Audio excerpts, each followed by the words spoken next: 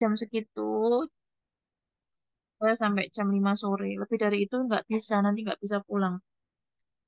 Malamnya ada bimbel Ukom soalnya Kak ya. Mohon pengertiannya. Atau nanti kalau mau ditukar boleh sih. Tak coba bilang sama dedek-dedek emes ya. Kalau mereka mau ditukar sore ya. Sudah yang kakak-kakaknya malam hari. Nanti coba tak lobby dulu sama mereka. Kita mulai soal yang pertama. Seorang anak laki-laki usia 4 tahun sedang menjalani tes DDST yang dilakukan oleh perawat. Perawat mengukur beberapa sektor DDST yang terdapat dalam DDST guna mengetahui sejak dini tahap perkembangan yang sudah dilalui oleh anak tersebut. Sektor apa saja yang perlu dites dalam DDST? Apakah motorik kasar, motorik halus, bahasa, personal sosial? Apakah motorik kasar, motorik halus, personal sosial, dan fisik? Ataukah motorik halus, perilaku, bahasa fisik, ataupun motorik halus, personal sosial, perilaku, bahasa, atau yang terakhir, motorik halus, motorik kasar, bahasa, dan perilaku. Kira-kira yang mana? Ini pemanasan. Masih soal yang pertama gampang lah ya. Yuk, A. A. C. Tunggu yang lain ya, Pak. Ya, minus. Oke, yang lain gimana? Ada jawaban yang beda?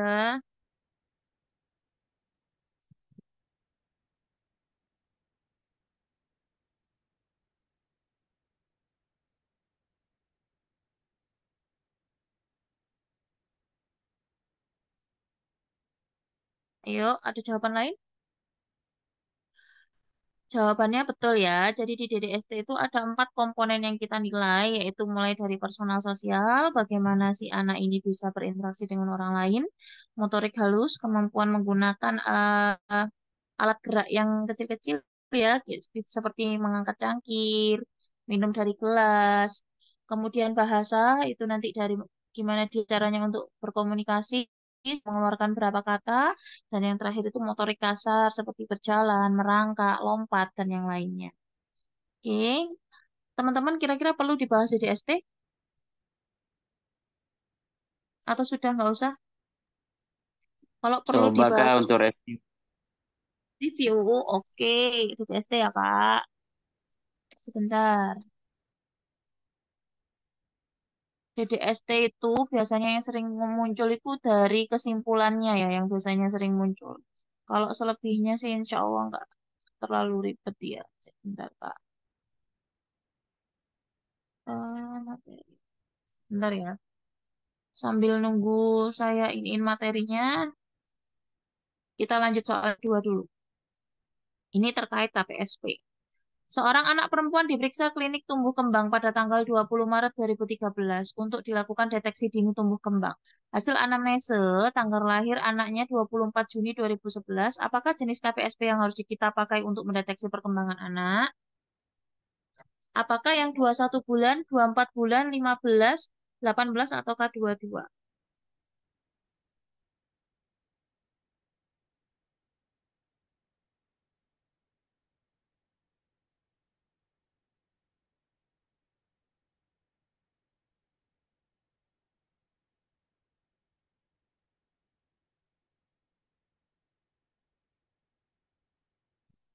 Berapa jawabannya?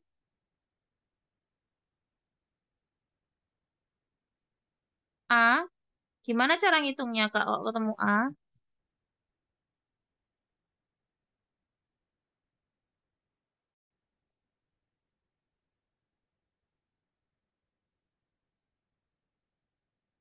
Gimana cara ngitungnya? Kok bisa ketemu A?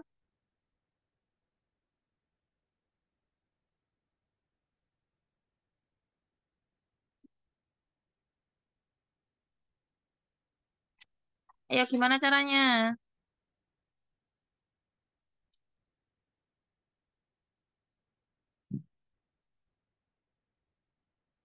Loh, kok miring? Sik, Kak, bentar ya, Kak.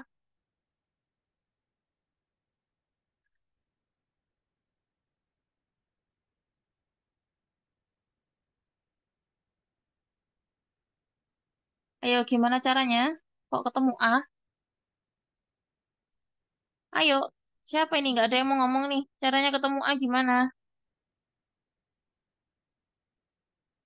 Caranya adalah, tetet. Nah ini ya, tanggal kunjungan dikurangi tanggal lahir. 2013 03 20 itu tanggal kunjungannya, 2011 06 24 itu tanggal lahirnya. Ya sudah, dikurangi saja. 20 dikurangi 24 itu enggak bisa, minjem ke bulan sebelumnya. Jadinya nggak enak ya kalau nggak pakai pulpen ya. Bentar, Kak.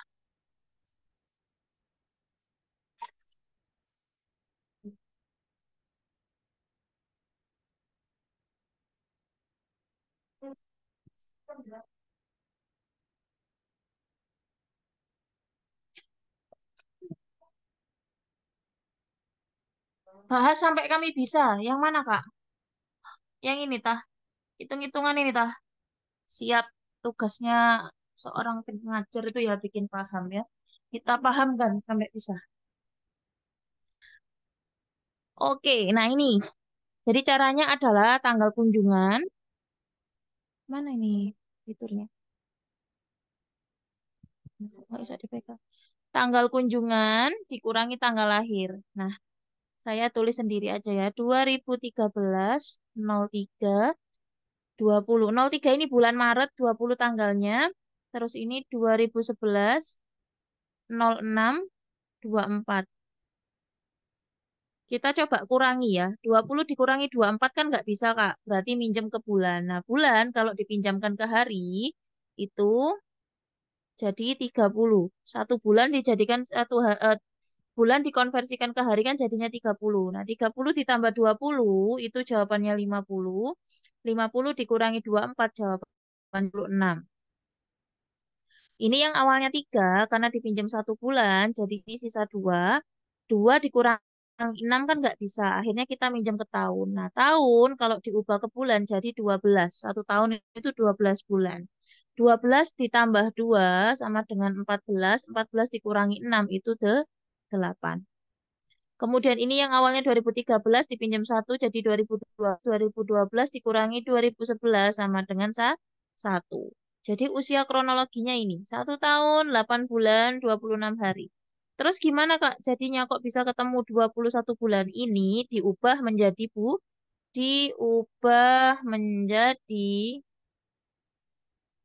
bulan. 1 tahun itu 12 bulan ya. Ditambah 8 bulan. Ditambah, nah ini 26 hari. Aturannya jika ada hari di atas 16, sorry kok di atas 16, di atas 15, berarti 16 ke atas, itu dibulatkan ke atasnya. Berarti kalau 26 hari, angka hijau. 26 hari berarti dibulatkan menjadi 1 bulan. Berarti ditulis di sini. 12 tambah 8 tambah 1, jawabannya adalah 21 bulan. Gitu, Kak. Kira-kira ada yang mau ditanyakan? Ya. Nah, mau nemburi cendalan. Mesin jahit. Ulang Kak, tadi ada paten Kak. Yang mana? Dari awal ngitungnya kah? Dari yang 1826. Oke, KPSP buat ngukur apa, Kak? KPSP itu buat ngukur tingkat perkembangan juga, Kak. Kita ulang aja dari awal ya, Kak ya. Saya tak hapus dulu coretan. Ini kenapa sih ini kok nggak mau dipencet ya?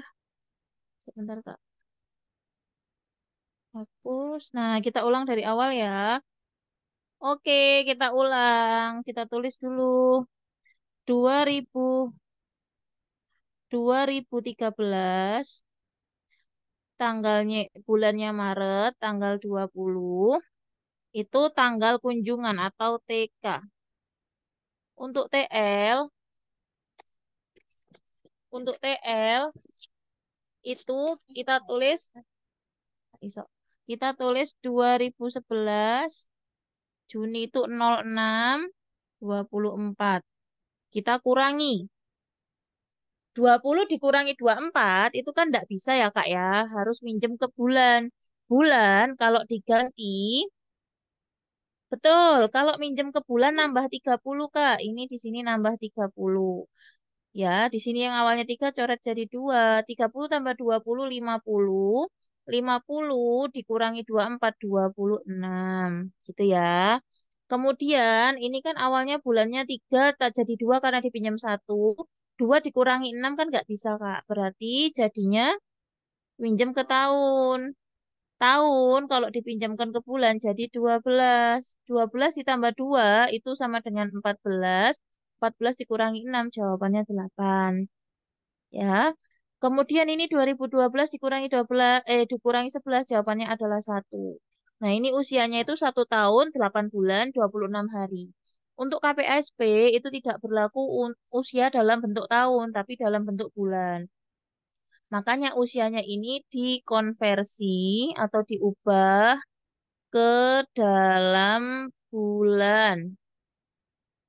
1 tahun itu berapa bulan? 12 ditambah 8 ini udah bulan berarti nggak usah diubah 8 ditambah. Nah, ini 26 hari. Aturan main di KPSP jika harinya sudah di atas 15 itu dibulatkan menjadi 1 bulan ke atas. Ya. Berarti kalau 26 dibulatkan jadi 1 bulan ya di sini ditulis 1 maka totalnya 12 tambah 8 tambah 1 itu 21 bulan gitu. Kak, misalnya kalau semisal ini itu cuma eh apa sih namanya 15 hari, semisal gitu atau 14 hari, semisal di sininya 14 hari. Gimana? Ya sudah, cuma 12 tambah 8 berarti cuma 20 bulan 8 hari. Berarti kita cari KPSP-nya yang terdekat apa? KPSP itu untuk usia 0 sampai 24 bulan itu setiap 3 bulan sekali Kak dicek.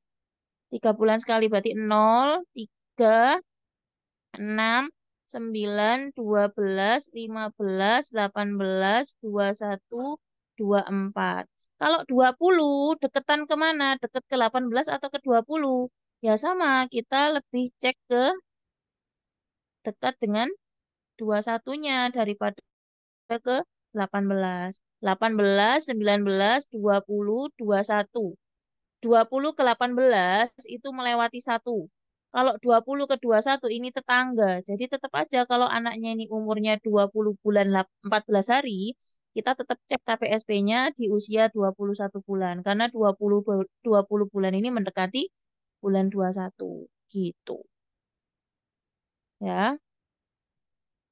Ini nanti belum nyampe ini, belum nyampe tempatnya. Ini aja ada nanti tak ajarin yang ini.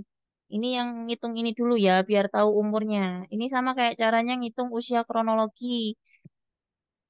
Nah, di sini, Kak, itu tidak dicantumkan usia prematur ya. Sudah usia kronologi saja. Gitu. Coba kita bikin di bawah 15. Oke. Siapa takut? Aku hapus dulu ya. Coba, ini ngawur aja ya. 2014, berapa ya? 04, 20. Oke, berarti 2012, 06, 29. Gak, ini berarti 10, 10. Ayo, jangan coret-coret ya. Yang hanya boleh coret-coret adalah saya saja. Yang lain tidak boleh. Ayo, ini berapa hitungannya?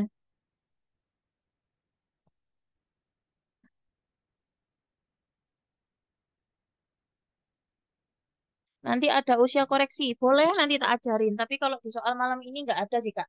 Nanti tak ajarin usia koreksi. Tenang saja. Ayo hitung dulu itu berapa.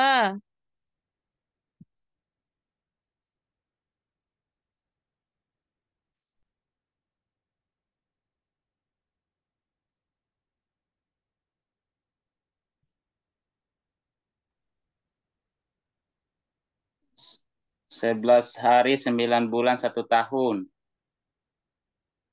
Kenapa bacanya dibalik, Pak? 1 tahun 9 bulan 11 hari, Kak. Oke, kita lihat ya di sini ya. 11 bulan.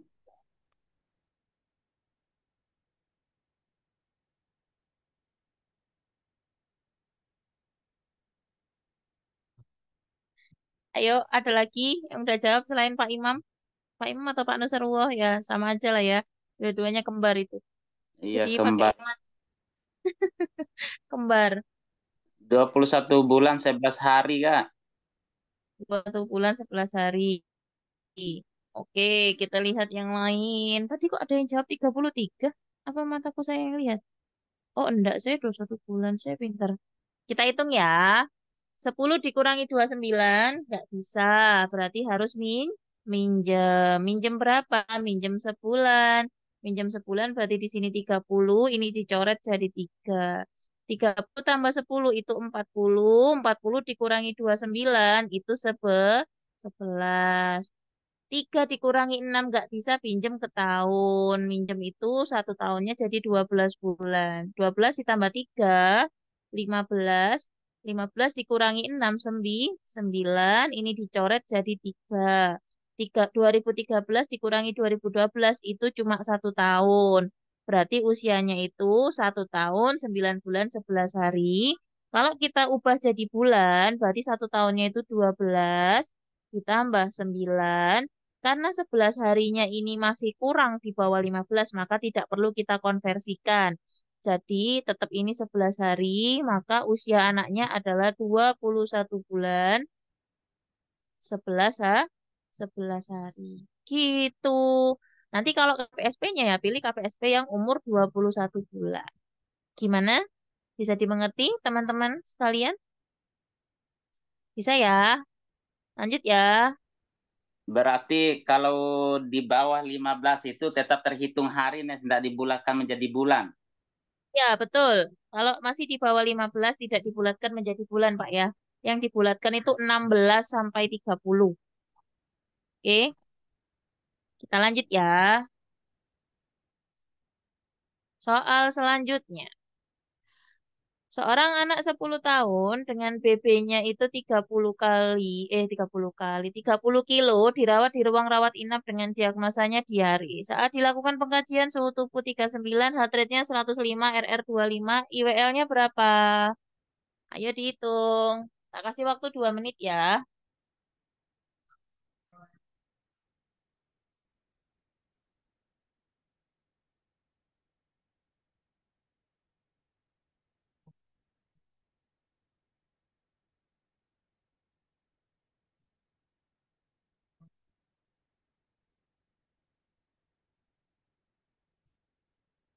Ayo, ayo, ayo, 600 Kak. ayo. IWL suhunya lihat. Oh iya 39. Ayo, sebetulnya teman-teman tuh bisa. 1040 Kak. 40. Yuk, yang lain.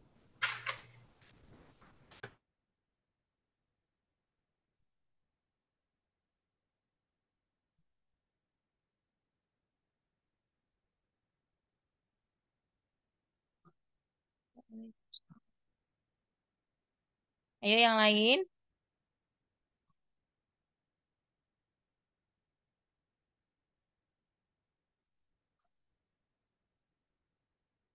Oke, kita mulai hitung ya. Jadi, untuk teman-teman yang baru bergabung, rumus IWL pada anak itu adalah usia, oh sorry, belum-belum udah salah aja cita ini ya.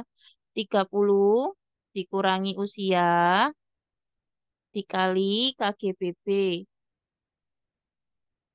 Kita cari dulu IWL yang normal, IWLN. IWLN itu maksudnya IWL dengan suhu normal.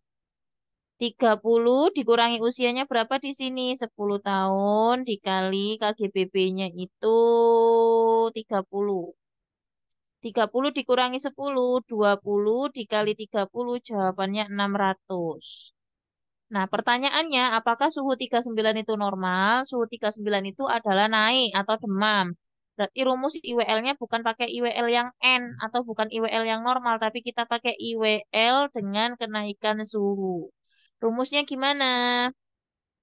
Rumusnya adalah IWLN ditambah 200 dikali suhu saat ini dikurangi 36,8. IWLN-nya berapa? 600. Masukkan di sini. Ditambah 200. Suhu saat ininya 39. Dikurangi 36,8. 36,8 dari mana? Sudah dari rumusnya ya. 600 ditambah 200, 39 dikurangi 36,8 itu 2,2. Nah, 600 ditambah 200 sama 2,2 itu 440. Jawabannya adalah 1040 mili. Gimana? Untuk yang baru bergabung, teman-teman, kalau yang udah lama ini udah paham banget ini untuk IWL. Gimana untuk IWL yang normal, suhu normal dengan suhu kenaikan? Ada yang masih belum paham, boleh. Kalau di bimbelku itu, kalau nggak tahu tanya orek, temenan. Kalau nggak tahu tanya, oh jangan diem aja. Tak jelaskan sampai kamu paham. Ayo, kalau nggak ada yang nanya berarti paham ya. Saya anggap paham. Jadi jawabannya adalah D, yaitu 1040 mili. Kak, itu untuk 30 itu udah paten berarti ya rumus saya. Yang rumus IWL normalnya, tak Kak? Iya, Kak, yang untuk IWL normal itu. Oh, yang 30 dikurangi usia ini, ya ini udah paten, Kak. Udah paten, terus suhu yang 36,8 ini juga udah paten rumusnya. Cuma dipermainkan di beda-bedanya itu di usia sama kilogram berat badan aja kalau IWL normal. Kalau yang di IWL kenaikan suhu yang paling berubah-berubah ya dari suhu saat ininya aja berapa. Tinggal dimasukkan aja gitu. Yang lainnya sudah pakem. Kalau Oke, untuk kita IWL lanjut. dewasa berapa, Kak, rumusnya? IWL dewasa. Iya, Kak. Iya, Kak. Iya. IWL dewasa 15 dikali KGBB. Kenaikan suhu rumusnya sama, Kak. Kalau dewasa. IWL normalnya itu ini ya, IWLN-nya dewasa, IWLN dewasa, ini rumusnya 15 kali KGBB. Kalau ada kenaikan suhu juga sama, IWLN plus 200 dikurangi T1 itu suhu saat ini, sorry, T2 dikurangi T1. T2 itu suhu saat ini, T1 36,8 atau 36,8. Sama rumusnya kayak ini. Tinggal dimasukin aja. Yang membedakan hanya di mencari IWL yang normalnya aja. Untuk dewasa dan anak-anak. Oke, clear? Boleh lanjut? Lanjut, Kak. Apa Kak? Boleh, monggo. Sudah, Pak. Lanjut. Udah ya, Untuk kenaikan lanjut. suku itu dihitung mulai dari berapa, Kak? Dari 375 Kakak. Oke, makasih, Pokoknya Kak. yang naik dari nilai normal itu sudah dihitung ya.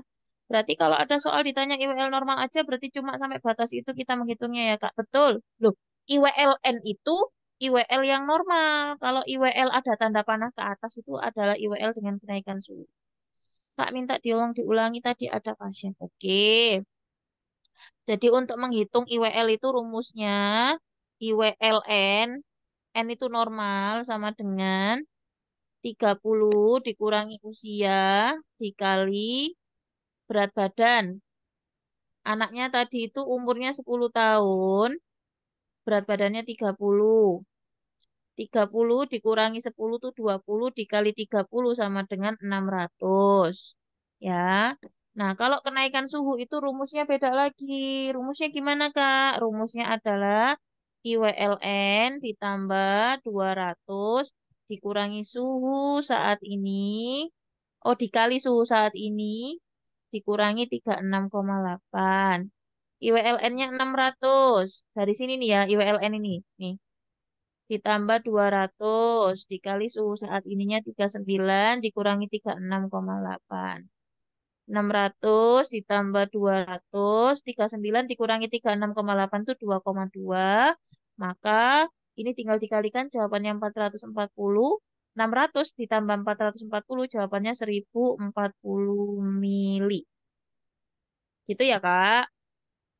Kalau IWL untuk dewasa, rumusnya IWL dewasa, rumusnya adalah 15 dikali KGBB. Udah itu aja. Untuk kenaikan suhu rumusnya sama, rumusnya masih pakai ini. Yang membedakan hanya rumus yang pas waktu normalnya aja. Oke, kita lanjut ya. Screenshot. Kalau mau screenshot boleh. Kita lanjut nomor 4. Seorang anak perempuan umur 3 tahun dilakukan deteksi dini tumbuh kembang di poli tumbuh kembang rumah sakit. Hasil pemeriksaan KPSP menunjukkan bahwa ada satu tugas perkembangan yang caution di sektor motorik halus dan ada satu tugas perkembangan yang menolak di sebelah kanan usia pada sektor personal sosial dan delay atau gagal pada bahasa. Apakah deteksi perkembangan pada kasus di atas normal, suspek, untestable, delay, atau advance? Kira-kira yang mana?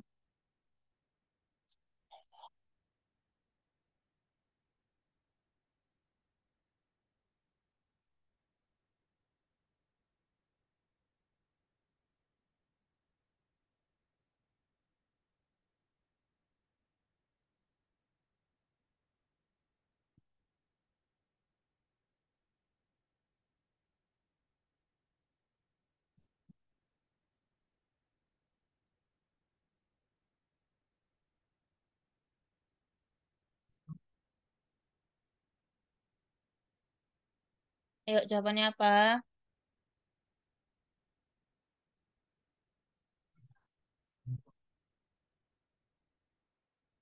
Ayo, apa yuk?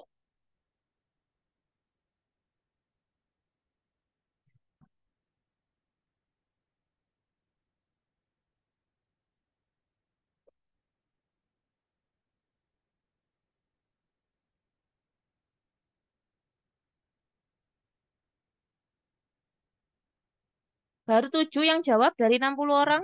Ayo, suspek. Ayo, mana ini yang lain? Mana ini yang lain? Ayo, ini kok KPSP ini harusnya DDST, Bos. DDST.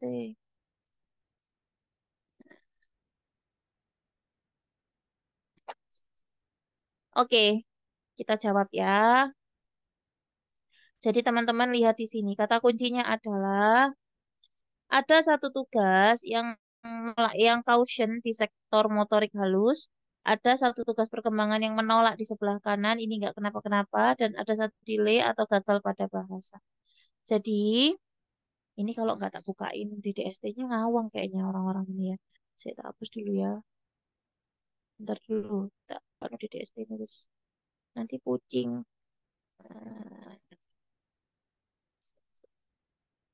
DDST, DDST. Mana DDST ku? Nah, ini ya. Ini yang namanya DDST. Mungkin kakak-kakak udah tahu semuanya ya. Jadi DDST ini untuk mengetahui tingkat perkembangan seorang anak apakah sudah sesuai dengan usianya atau belum. Kayak gitu. Nah, caranya untuk penggunaan DDST ini kita hitung dulu usianya, usia kronologis ataupun usia koreksinya. Setelah itu baru kita kasih garis. Contohnya seperti ini. Kita kasih garis di usia 5, ya Allah, belum wis melewat. Garis di 15 set gitu ya ke bawah. Nah, tugas kita adalah menghitung 3 kotak yang tidak terkena garis dan 3 kotak yang tidak terkena garis di sebelah kiri dan 3 kotak yang tidak terkena garis yang di sebelah kanan. Jadi yang dihitung mana aja? Ini 1, 2, 3. Ini kan kena. Kita cari yang nggak kena 4, 5, 6. Berarti ini yang nggak, yang kena garis dihitung nggak? Ya dihitung juga ya. Nah, sekarang kita untuk mengetahui ini bisa dilakukan anaknya atau tidak, itu tinggal ditanyakan kepada pihak keluarga ataupun dipraktekkan secara langsung. Contohnya yang tepuk tangan. Ini ya, lihat yang sebelah kiri dulu. Kiri, tepuk tangan. Ayo dek, tepuk tangan. Tepuk tangan nggak dia? Oh, tepuk tangan. Berarti tulis lulus, L. Menyatakan keinginan anak usia 15 bulan tuh belum ngomong, Kak. Ya sudah, ya. Kalau semisal dia tidak bisa ngomong, kira-kira kalau menyatakan keinginan dia nunjuk nggak? Oh iya nunjuk nurse, oke lulus. Dada dengan tangan bisa nggak? Bisa lulus. Main bola, oke kita lempar bola ke dia, dia bisa lempar balik, berarti lulus. Meniru kegiatan, semisal kita suruh dia tepuk tangan, dia tepuk tangan juga. Menirukan tepuk tangan yang kita lakukan, oke berarti lulus. Minum dengan cangkir. Minum dengan cangkir ini dia ini lulus. Oke. Membantu di rumah. Membantu di rumah tuh maksudnya suruh ngambilin piring. Dia bisa. Misal kayak gitu ya. lulus, oke. Menggunakan sendok garpu, lulus nurse, oke. Membuka pakaian, lulus.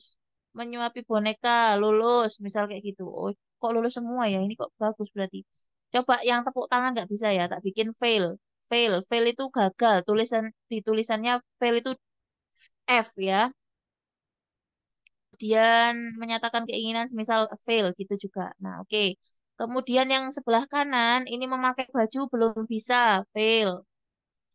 Menggosok gigi dengan bantuan belum bisa juga, fail. Kemudian mencuci tangan dan mengeringkannya, fail juga nggak bisa.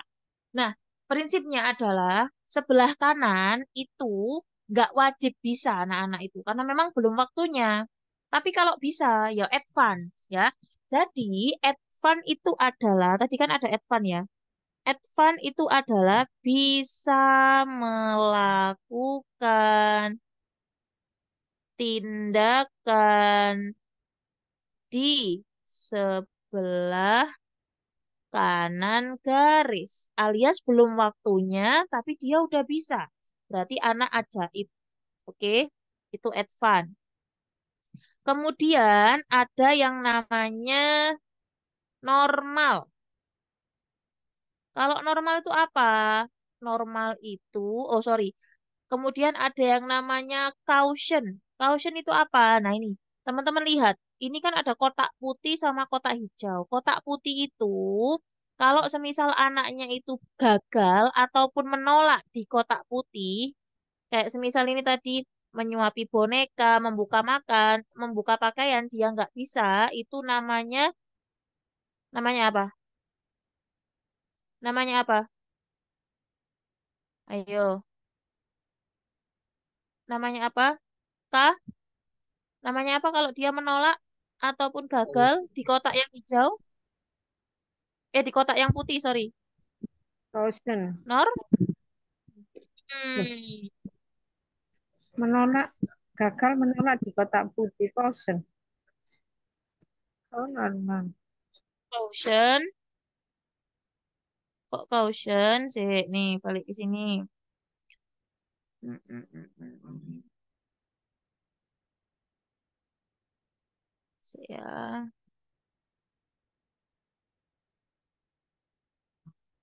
Nih. Oh, ini mah respon terakhirnya. Bukan yang ini sih. Bentar, bentar. Jawabannya ini B ya. Sih, tak PDF kan dulu, Kak. Ini harus PDF dulu baru bisa. Mana materinya ya? Nggak download. Sebentar ya. Nggak download.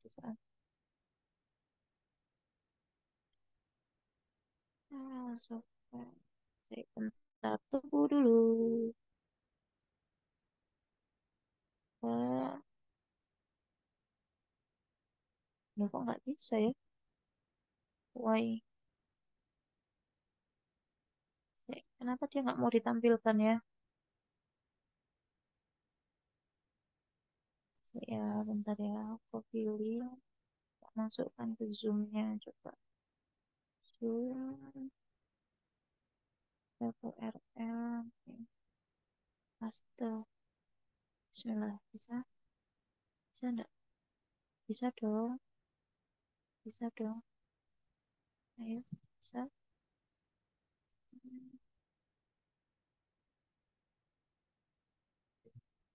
Oke. Loh, kok loading nih? Oh, ini.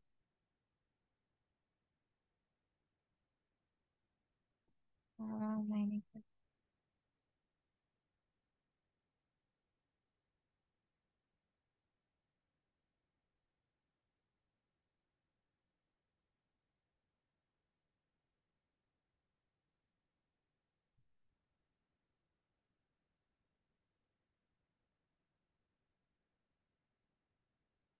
Nah, ini Kak, untuk scoring DDST, kalau semisal dia bisa melakukan, itu nilainya lulus atau pas.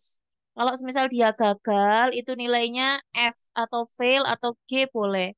Kalau dia menolak itu dia nggak mau melakukan sesuai instruksi, itu berarti R, refuse ataupun menolak. Kalau semisal dia tidak ada kesempatan untuk melakukan pengecekan, namanya no opportunity. Nah, ini nih, interpretasi penilaian individual. Yang dinamakan advance atau lebih, itu kalau seorang anak sudah bisa melakukan tindakan yang di sebelah kanan garis. Ya, jadi yang sebelah kanan tuh dia udah bisa, itu namanya advance, berarti anaknya pinter. Kemudian setelah advance itu ada yang namanya normal. Ya, normal itu ada dua. Normal itu dia gagal, lulus, ataupun menolak pada garis yang ada di kotak putih. Itu namanya normal. Ya, kalau dia itu gagal, lulus, ataupun menolak di garis yang kotak putih ini, yang kotak 2575 itu normal. Ya, nih contohnya, P, P kan pas, loh. P kan pas, kemudian F ini fail, R ini refuse. Kalau semisal dia itu kena garisnya di sini, terus dia nggak bisa melakukan di kotak putih ini, berarti itu hitungannya normal. Terus kapan dikatakan caution? Kapan dikatakan caution? Caution itu jika anaknya itu gagal atau menolak di garis yang warna, di garis di kotak yang warnanya hijau atau presentil 7590. Itu namanya caution. Ya, atau peringatan. Wah, ini sudah ada peringatan nih. Harusnya kalau di presentil 7590 itu kebanyakan anak-anak sudah bisa melakukan. Tapi kok anak kita nggak bisa ya? Berarti ada sebuah peringatan. Kemungkinan ada delay tumbuh kembang. Gitu ya. Itu yang caution. Jadi ingat-ingat caution kotak hijau 7590. Wes, gitu aja ngapalinnya. Caution kotak hijau 7590. Kalau normal, gagal, lulus, ataupun menolak di kotak putih 2575. Ya. Kemudian setelah caution masih ada lagi. Ada yang namanya delay. Kalau delay itu dia tidak bisa melakukan tindakan di sebelah kiri garis. Sebelah kiri kan harusnya sudah bisa mereka lewati, sudah bisa mereka lakukan. Tapi dia itu malah nggak bisa. Contohnya tadi dia dada nggak bisa, berarti itu namanya di delay. Oke, jadi saya ulang sekali lagi, kalau yang namanya advance itu kalau dia bisa melakukan tindakan di sebelah kanan garis. Kalau normal itu dia bisa melakukan gagal ataupun menolak di kotak putih yang nilainya 2575 persentilnya. Itu normal. Ya, kalau yang dinamakan caution itu berarti dia tidak bisa melakukan di kotak yang warnanya hijau presentil 7590. Tidak bisa melakukan ataupun menolak. Itu 7590 di kotak hijau caution atau peringatan. Dan yang terakhir yang namanya delay itu kalau mana tadi? Kalau semisal dia tidak bisa melakukan di sebelah kiri garis, itu namanya di delay. Setelah kita tahu anaknya advance, normal, caution, atau delay, itu bisa kita berikan kesimpulan. Nah, kesimpulannya bagaimana? Ini ada no opportunity bicara. Nah, kesimpulannya setelah kita nilai anaknya ini normal, advance, delay, atau caution, kita masuk ke kesimpulan DDST itu ada 3 macam. Normal, suspek, ataukah untestable. Normal itu apa? Normal itu tidak ada keterlambatan alias tidak ada delay. Nggak boleh ada delay di normal. Tapi kalau ada satu caution, boleh nggak Kak? Boleh. Syarat normal itu hanya ada satu caution dan tidak ada delay. Ingat-ingat ya, normal hanya ada satu caution dan tidak ada delay. Terus apa yang harus dilakukan kalau anaknya normal? Ya sudah, nanti dikontrol ulang pada pertemuan selanjutnya. Ya. Kemudian suspek. Kesimpulan yang kedua adalah suspek ataupun diduga mengalami keterlambatan. Itu syaratnya adalah adanya lebih dari 2 caution atau lebih dari satu keterlambatan. Ya. Atau ada yang bilang lebih dari satu caution atau lebih dari satu keterlambatan itu bisa masuk ke suspek. Terus apa yang dilakukan kalau anak kita diduga ataupun suspek mengalami keterlambatan? Kaji ulang lagi dalam waktu 1 sampai 2 minggu ke depan. Kenapa harus dikaji ulang, Kak? Karena takutnya pada saat pemeriksaan anak-anaknya itu takut sama kita. Jadi disuruh tepuk tangan nggak berani, takut sama wajah susternya gitu. Makanya diulang lagi di minggu depan ketemu saya lagi, misal ketemu nurse Cita lagi nanti. Kalau semisal anaknya masih seperti itu ya kemungkinan memang anaknya mengalami suspek adanya gangguan pada tumbuh kembang.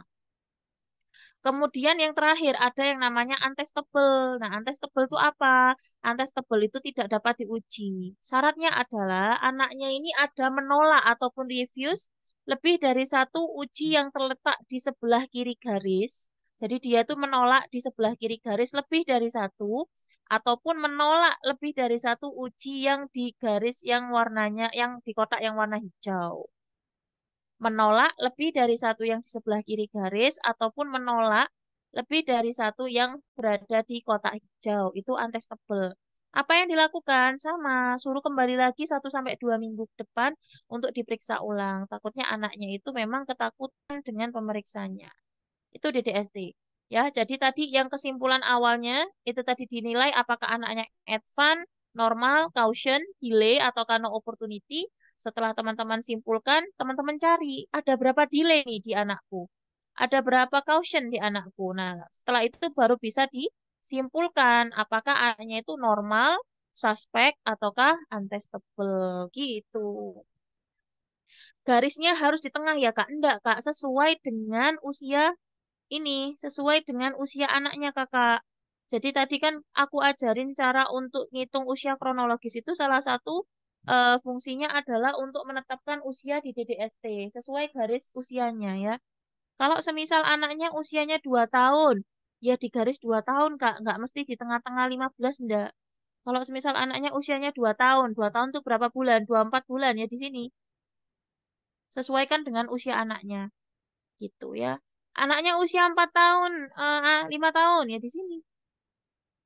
Gitu. Nah, ini pakai penggaris ya, biar lurusnya pas. Dihitung 3 kiri yang tidak kena garis, terus yang kena garis sama 3 di sebelah kanan yang tidak kena garis juga. Jadi nggak perlu semuanya sederet, ini kamu kaji semuanya, ngabisin waktu ya. Jadi cuma itu aja yang harus dinilai. Gitu, itu untuk DDST. Kita balik ke soal ya. Kak, minta tolong dijelaskan lagi delay sama untestable tuh untuk lebih simpelnya tuh loh, Kak. Oh ya, ini delay, oh ini Oh, kalau untestable gitu. delay itu dia nggak bisa melakukan di sebelah kiri garis. Delay itu harusnya dia udah bisa, tapi dia ini malah nggak bisa. Itu namanya delay. Nah, delay sama untestable itu beda, Kak. Delay itu untuk penilaian awal, untestable itu untuk kesimpulannya. Untestable itu kesimpulan bareng sama normal, suspek, sama untestable tadi. Kalau untestable itu anaknya tidak mau melakukan ataupun menolak lebih dari satu yang sebelah kiri. Beda loh ya, menolak sama gagal tuh beda loh ya. Kalau delay itu gagal, nggak bisa melakukan. Misal tadi disuruh dada, suruh tepuk tangan, dia nggak bisa. Beda sama anak yang sebetulnya dia bisa tapi takut sama susternya. Akhirnya dia nggak mau melakukan. Itu beda. Kalau delay itu dia betul-betul tidak bisa melakukan di sebelah kiri garis. Nah, kiri garis itu kan harusnya sudah bisa dilalui sama dia, tapi nggak bisa itu namanya delay, Kak. Kalau untestable itu dia tidak bisa, bukan tidak bisa, dia menolak untuk melakukan yang di sebelah kiri garis karena mungkin saja ya tadi ketakutan dengan pemeriksa itu untestable. Tapi syaratnya harus lebih dari satu yang di sebelah kiri garis ataupun yang di garis yang kena di kotak hijau itu namanya untestable. Gitu ya. Itu DDST. Lebih mudah KPSP daripada DDST. Kita lanjut nomor 5. Izin bertanya Kak, Boleh. Ya.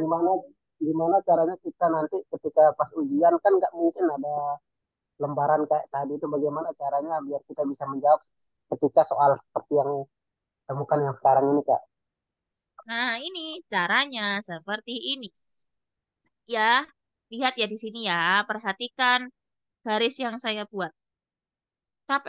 Ini salah, ini harusnya DDST ya. Menunjukkan bahwa ada satu tugas perkembangan yang caution di sektor motorik halus. Tadi caution, terjemahannya apa kalau caution?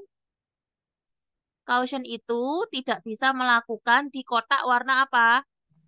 Caution nggak bisa di kotak warna apa? Hijau. Hijau, Kak. Warna Berarti dia caution itu di kotak warna hijau nggak bisa. Kemudian ada satu tugas perkembangan yang menolak di sebelah kanan usia. Kalau menolak di sebelah kanan usia, dia nggak mau normal atau delay atau caution. Nor, nor, normal. normal. Karena memang belum waktunya, ya. Kemudian satu delay atau gagal pada bahasa. Ayo, delay tadi nggak bisa ngelakuin di sebelah mana? Sebelah apanya Kiri garis? garis. Kiri garis. Sebelah Kiri garis. garis. Berarti ini ada satu caution, ada satu delay. Satu caution bersatu dengan satu delay, jawabannya adalah suspek. Kalau yang normal tadi apa? Normal syaratnya apa tadi? Hanya ada satu Caution. Tidak ada delay. tidak ada delay gitu ya. Jadi dipretelin satu-satu soalnya yang dimunculkan. Kalau untestable tadi apa? Menolak Menolak Lebih dari di satu uji sebelah setelah kiri garis. garis atau lebih dari satu kotak hijau. betul. Nah, gimana sih tulisanku kok tambah jelek? Nah, sebelah kiri garis. Kalau yang delay tadi sebelah kiri garis dia nggak bisa. Kiri garis menolak. Gagal ya. Kalau advance itu sebelah kanan pinter ya, anaknya pinter lah intinya yang sebelum harusnya belum bisa dia malah bisa. Jadi caranya ya kita pretelin dari hasil yang ada tunjukkan. Oh ini satu caution, berarti caution harus tahu. Caution itu penilaiannya, oh dia di kotak hijau. Hijau itu harusnya udah bisa anaknya malah nggak bisa. Oke. Kemudian ini sebelah kanan dia menolak. Oh ya nggak apa-apa, normal. Memang belum waktunya. Konsep awalnya kanan kiri harus paham. Kanan itu dia belum waktunya, kalau kiri itu sudah bisa harusnya. Gitu ya, itu konsep yang harus kamu pegang Kak, pertama kali. Habis itu kalau delay, oh iya delay itu sebelah kiri garis nggak bisa. Caution, oh iya, caution tambah delay, ya sudah berarti ini ya caution tambah delay itu jawabannya adalah suspek. Saya tak tulis di sini weh, suspek itu lebih dari satu caution dan atau lebih dari satu delay atau satu delay juga masuk ke suspek. Kalau normal hanya ada satu caution. Untestable itu menolak lebih dari satu di sebelah kiri garis. Kalau delay itu gagal di sebelah kiri garis. Menolak sama gagal beda loh ya. Kalau advance itu bisa melakukan tindakan di sebelah kanan garis. Monggo di screenshot cekrek cekrek cekrek 1 2 3 sudah. Oke, boleh dihapus. Hapus ya. Nanti materinya tak kasih. Oke. Gitu ya Kak Riyadun. Jadi caranya gitu, harus hafal dulu apa sih namanya kesimpulannya baru bisa nanti meretelin. Terbaik Kak Cita. Oke, Jadi Kak. malu. Ada yang mau ditanyain lagi? Lanjut. Lanjut, Kak. Oke. Salah.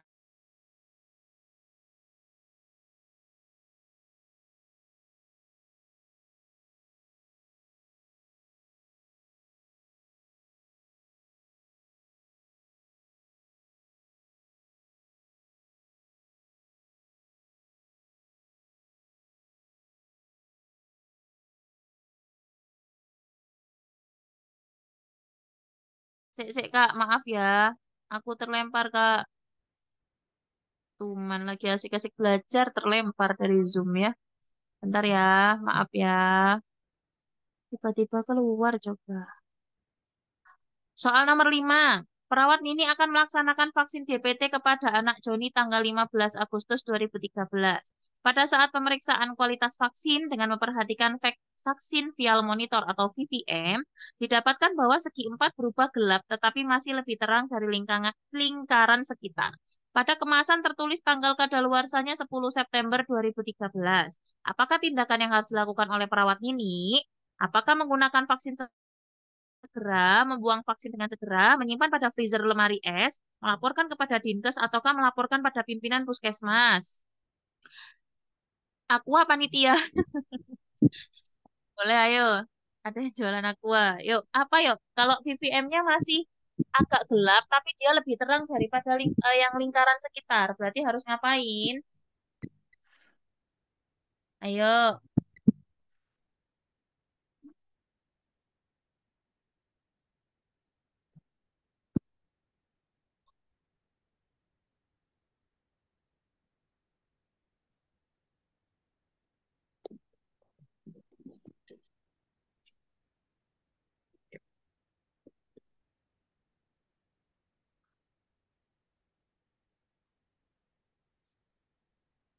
Ayo, apa ayo?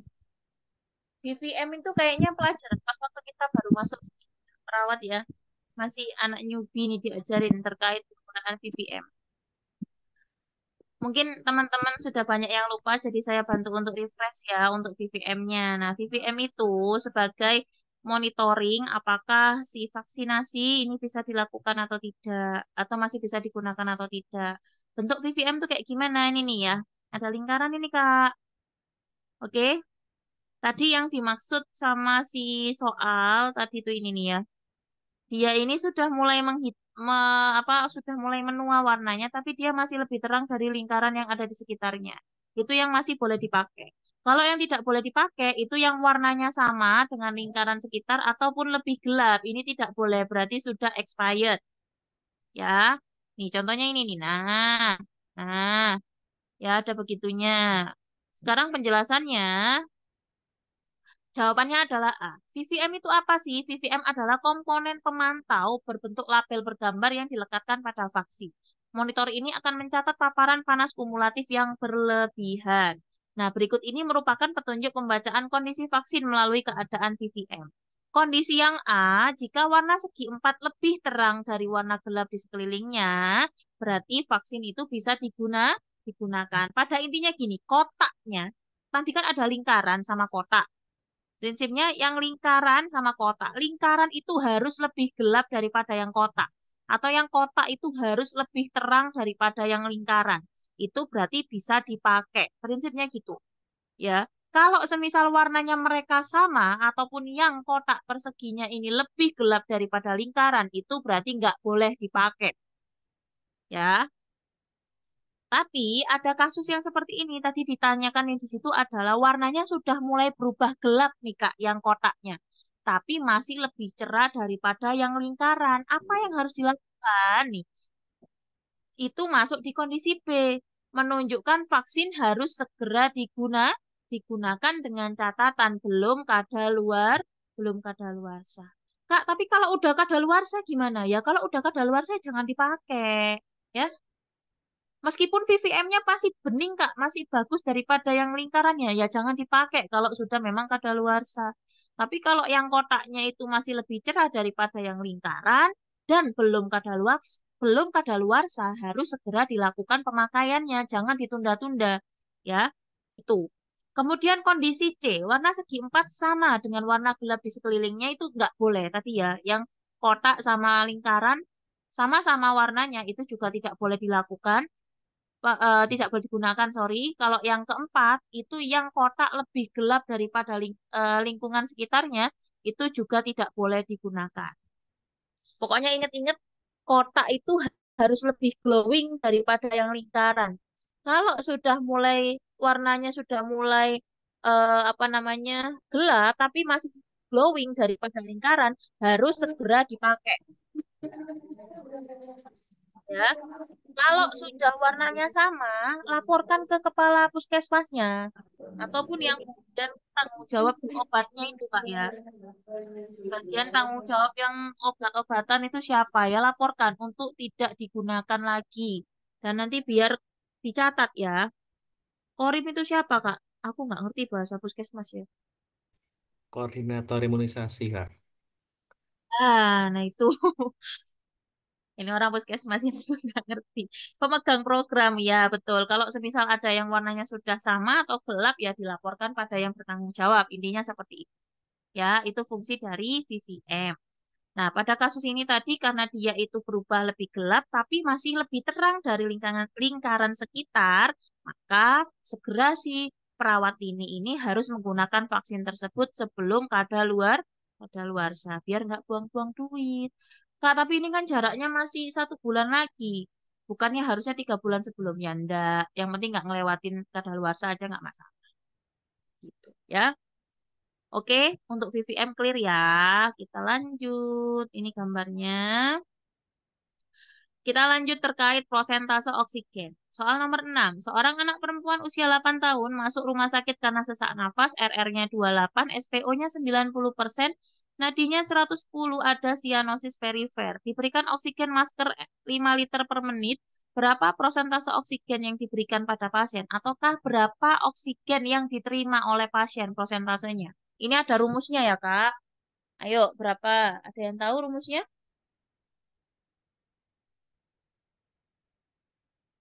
Siap, Kak. Nanti kita share besok pagi ya. Enggak, besok pagi juga sih. Besok siang. Besok siang nanti kita share rekamannya sama yang kemarin yang belum di-share ya. Ayo, jawabannya apa? Ayo. Ada yang tahu caranya bagaimana ini? Enggak, lihat 30 sampai 40% ya, Cak ya. Caranya Maksudnya gimana? Kenapa bisa ada ketemu itu? konsentrasinya. Ada rumusnya, Pak? Ayo, rumusnya gimana? Caranya. Nah, itu Kak Lailan tahu. Kak Lailan gimana caranya, Kak?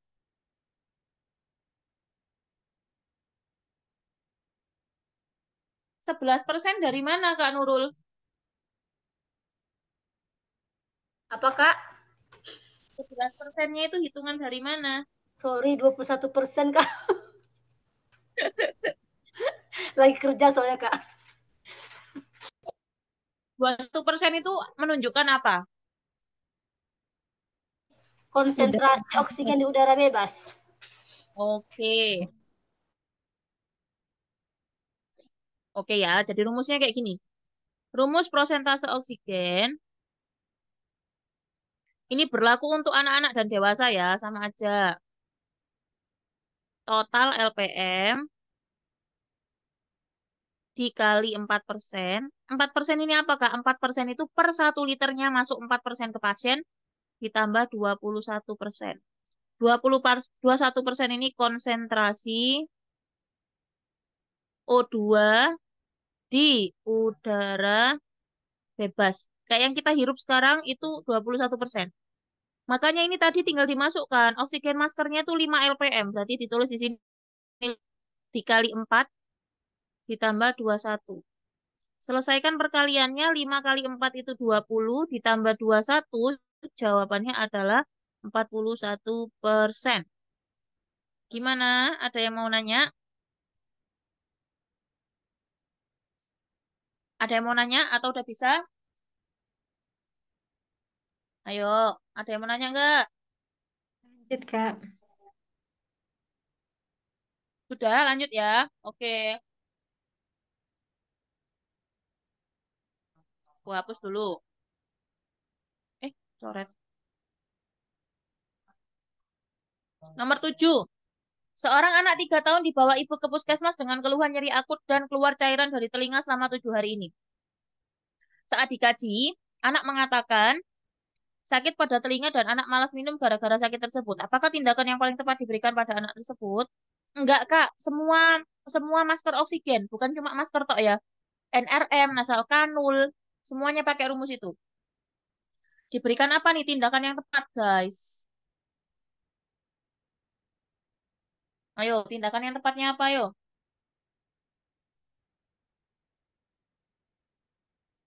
Hmm? Kenapa milih anti nyeri? Kenapa milih antibiotik? Boleh dijabarkan kenapa milih antibiotik, kenapa milih anti nyeri? Alasannya apa? Pertimbangannya apa?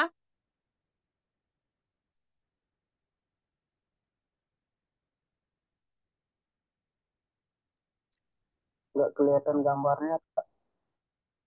Hmm? Hilang tak, Kak? Ah, Udah kelihatan sinyal. sekarang. Kelihatan Kak. Ayo alasannya.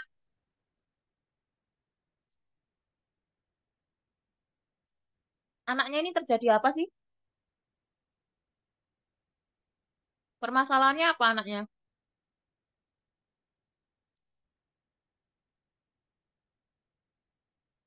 Ayo, permasalahannya apa? OMSK itu apa, Kak? Ojo disingkat-singkat, Kak. Aku orang lama ini.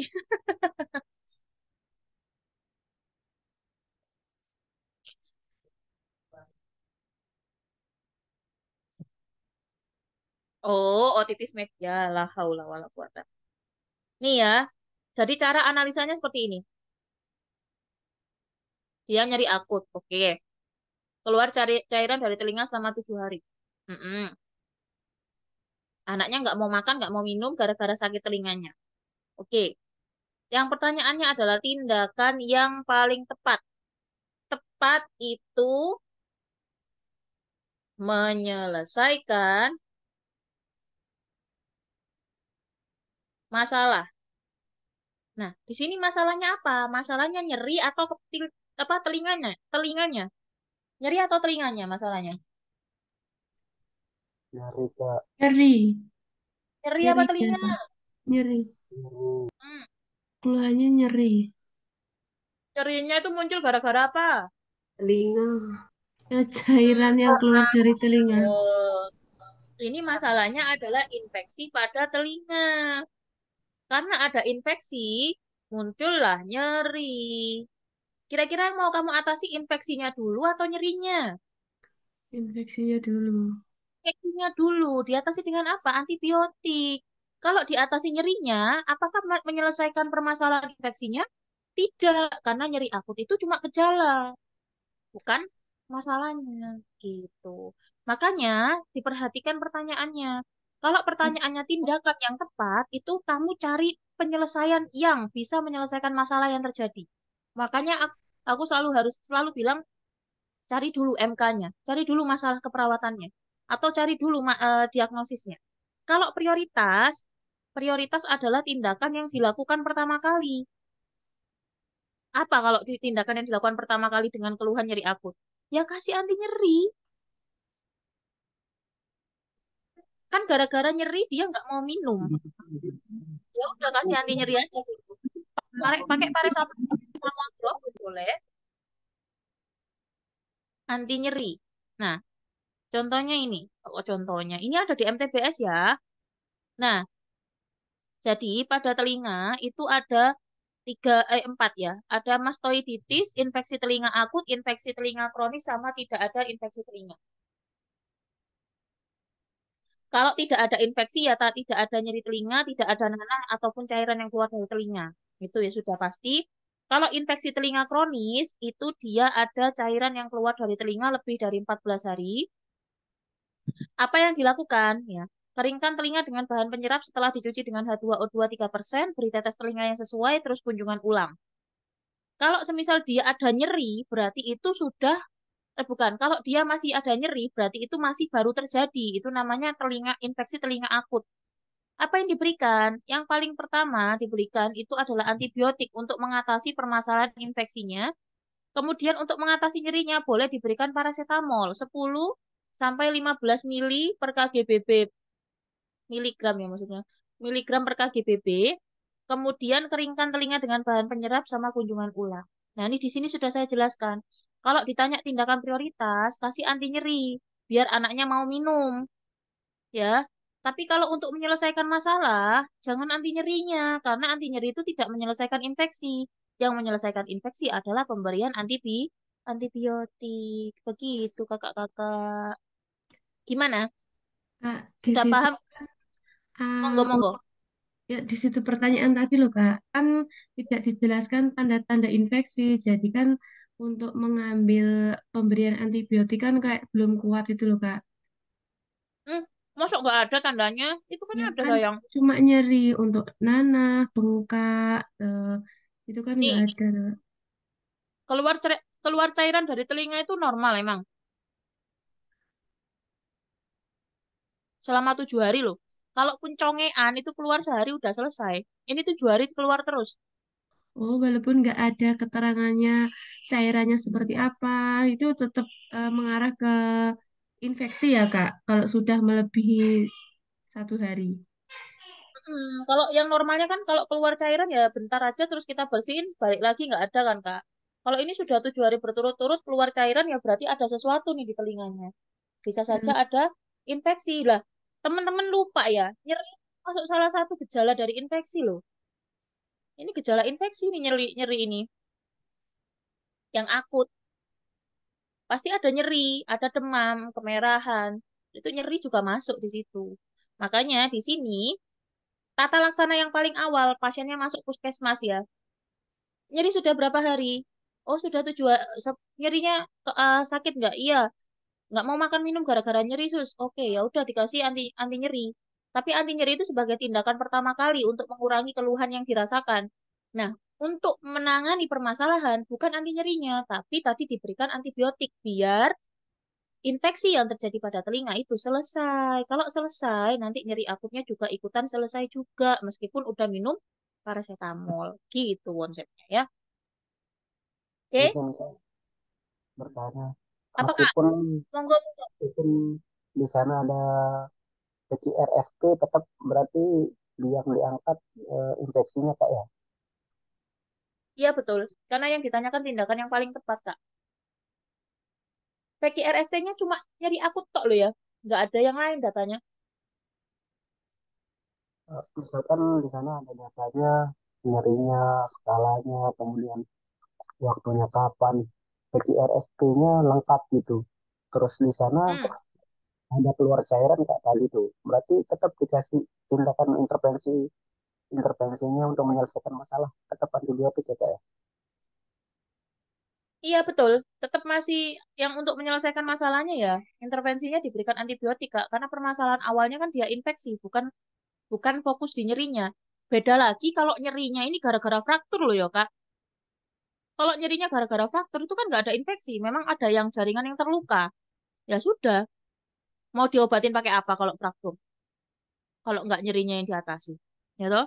Kalau ini kan memang telinganya yang ada infeksi, infeksi inilah yang menyebabkan si anak merasakan nyeri dan keluar cairan.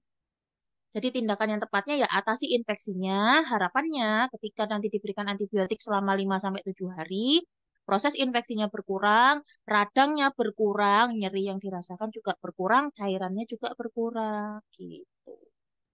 Ya. Kalau Oke. misalkan antara antibiotik dengan eh, perawatan luka, mana mana yang harus diutamakan Kak? Kasusnya apa dulu? Tergantung kasus. Perawatan Misal- luka dengan antibiotik. Misalkan Kasusnya kayak kayak gini gimana? Kak, apa luka abses gitu kan. Tadi kan ada nyerinya ada di sana kan. Terus ada tanda-tanda infeksinya karena ada abses. Kemudian karena dia sudah ada abses, otomatis akan dilakukan perawatan eh, apa namanya itu, apalagi dengan tanda-tanda misalkan ada riwayat DM gitu kan. Berarti Mm-mm. eh, perawat luka dulu baru antibiotik ya Kak. Mm-mm.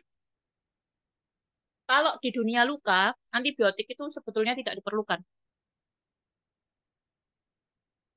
Yang diperlukan itu cukup antimikroba.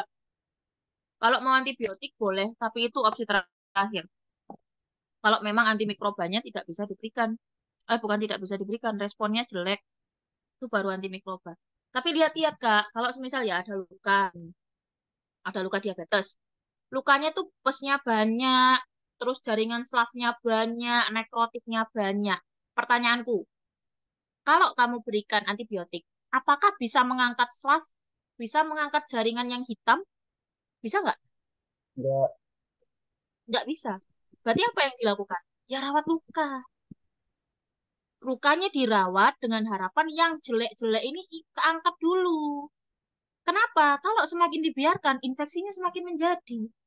Bakteri banyak hidup di situ. Meskipun antibiotik kamu kasih semisal yang tingkat dewa ya, semisal Cefixim dan saudara-saudaranya, nggak ada efeknya kalau yang kotor itu belum hilang gitu. Logikanya seperti itu. Hilangkan dulu yang kotor, buang yang kotor itu semua, kita tumbuhkan jaringan yang bagus, baru kita kalau memang butuh antibiotik, dikasih antibiotik. Jadi antibiotiknya kerjanya nggak ngoyo. Kalau dia masih kotor, dikasih antibiotik, ya wes sama aja bohong. Kata bakterinya, lah wong kamu sendirian, aku temanku banyak. Lah, kayak gitu konsepnya. Ya, memang untuk memahami tindakan yang tepat, tindakan prioritas itu nggak harus, bukan nggak harus, bukan harus bisa dalam satu waktu, nggak bisa. Aku juga proses ini dari awal aku bimbel orang dari bulan Mei sampai sekarang tuh belajar terus. Gimana caranya aku nentuin tip yang tepat sama yang prioritas tuh betul-betul harus analisa. Jadi semakin banyak teman-teman latihan soal, nanti lebih pinter gitu. Ya, Berarti itu. kayak jawaban yang tepat itu kayak yang pertama eh, intervensi yang tepat itu berarti yang pertama itu perawatan luka, baru dikasih antibiotik, baru dikasih nyeri ya kak ya. Betul. Kalau yang tipe lukanya ada abses, ada jaringan nekrosisnya lo ya. Oke, kita lanjut ya. Seorang anak perempuan usia 12 tahun masuk rumah sakit dengan keluhan berak cair 5 kali sehari sejak kemarin. Muntah tiap kali makan, pemphisnya bibir kering, turgor kulit lambat, urin outputnya kurang dari 100, BB-nya 12 kilo, TTV-nya tensinya 90/50, nadinya 70, RL-nya 1200 dalam waktu 3 jam. Dia diberikan rehidrasi RL 1200 dalam waktu 3 jam. Apakah tindakan selanjutnya yang harus dilakukan perawat untuk kondisi di atas? Kira-kira apa? A, B, C, D, E. Mana yang bisa dilakukan?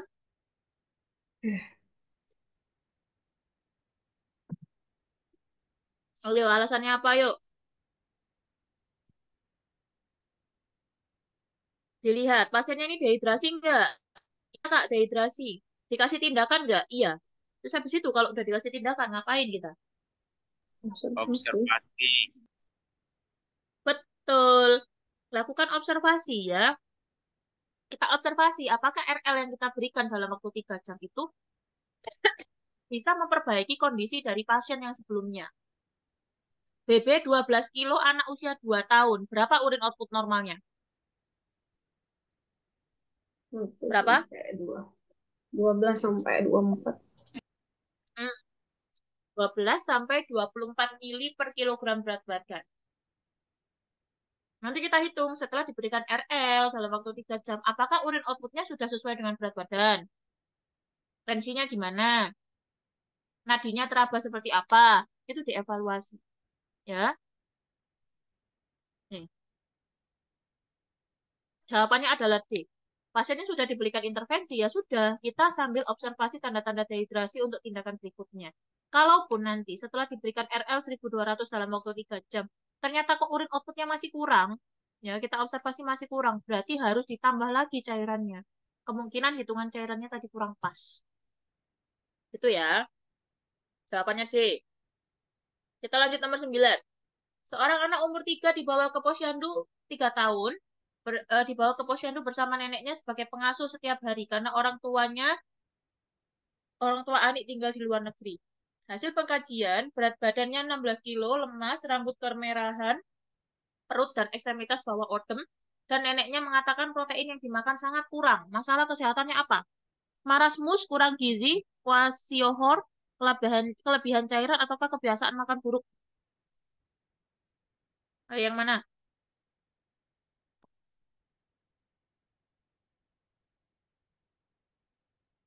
Ayo orang puskesmas ini tahu nih. Ayo.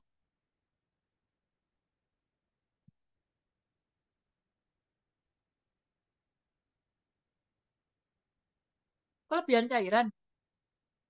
Ini jawab pertanyaan yang tadi atau pertanyaan yang mana sih? Oh, enggak sih yang tadi ya. Ayo jawabannya yang mana? Kurang gizi kak. Kurang gizi. Ayo, masuk sih. Emang anak kurang gizi kakinya pakai bengkak? Enggak. Bengkak nggak anak kurang gizi? Bengkak nggak anak kurang gizi? Hmm? Enggak. Kalau kurang gizi itu nggak ada bengkak kakinya. Ini bengkak ini ekstremitas bawah odem, perutnya juga odem. Apa? Kwashiorkor, Kak. Kekurangan energi protein. Kekurangan energi protein kwashiorkor. Ada yang berbeda jawabannya?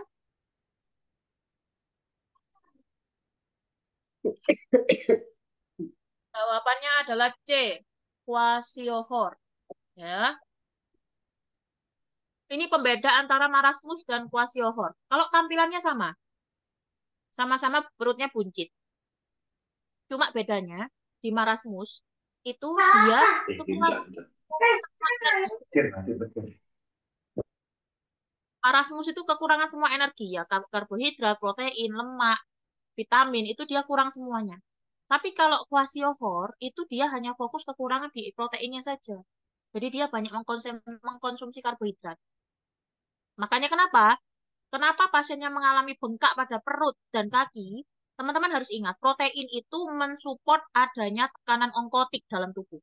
Kalau kadar protein ataupun albumin rendah dalam tubuh, otomatis tekanan onkotik di dalam tubuh kita itu akan rendah, sehingga tekanan osmotik tinggi. Kalau tekanan osmotik tinggi, cairannya itu akan berpindah dari vaskular ke interstitial. Akhirnya terjadi pedem. Ya. Nah, di sini untuk gejalanya, kalau marasmus itu penurunan BB iya, dehidrasi iya, diare kronis iya, perutnya cekung. Malah cenderung kayak perutnya tuh trepes gitu loh. Gimana bahasa Indonesia trepes itu apa ya? Kempes. Kalau kwashiorkor itu edem, baik di perut ataupun di kaki, kemudian perutnya buncit dan nonjol, dan ketidakmampuan untuk tumbuh atau bertambah berat badannya. Karena dia ini betul-betul kekurangan protein yang parah. Kalau yang marasmus itu dia kekurangan semuanya komponen, baik dari karbohidrat, vitamin, protein, ataupun lemak. Itu dia kurang semuanya kalau marasmus. Gitu, bedanya di situ. Kalau kurang gizi, itu hampir semuanya terjadi kekurangan apa sih namanya karbohidrat, protein dan yang lain-lain. Cuma dia itu tidak ada nih, tidak ada diare kronis ya. Orang kekurangan gizi itu ya anaknya biasa aja gitu loh. Anaknya B aja ya bisa main ya bisa apa nggak sakit. Cuma kalau dihitung dari berat badan ya dia kurang. Atau sekarang zamannya tuh stunting atau tinggi badannya tuh kurang kalau dihitung gitu ya. Nah, ini gambarnya tadi. Oke, marasmus dan kwashiorkor.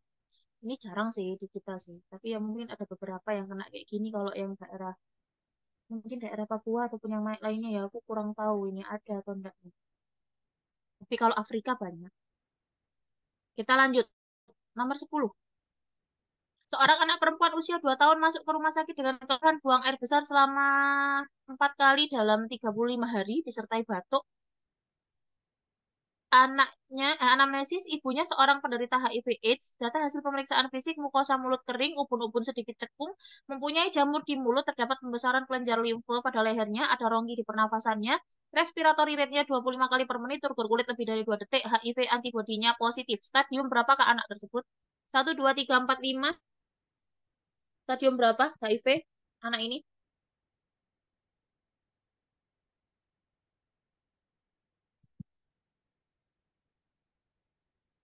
Ayo, stadium berapa yuk?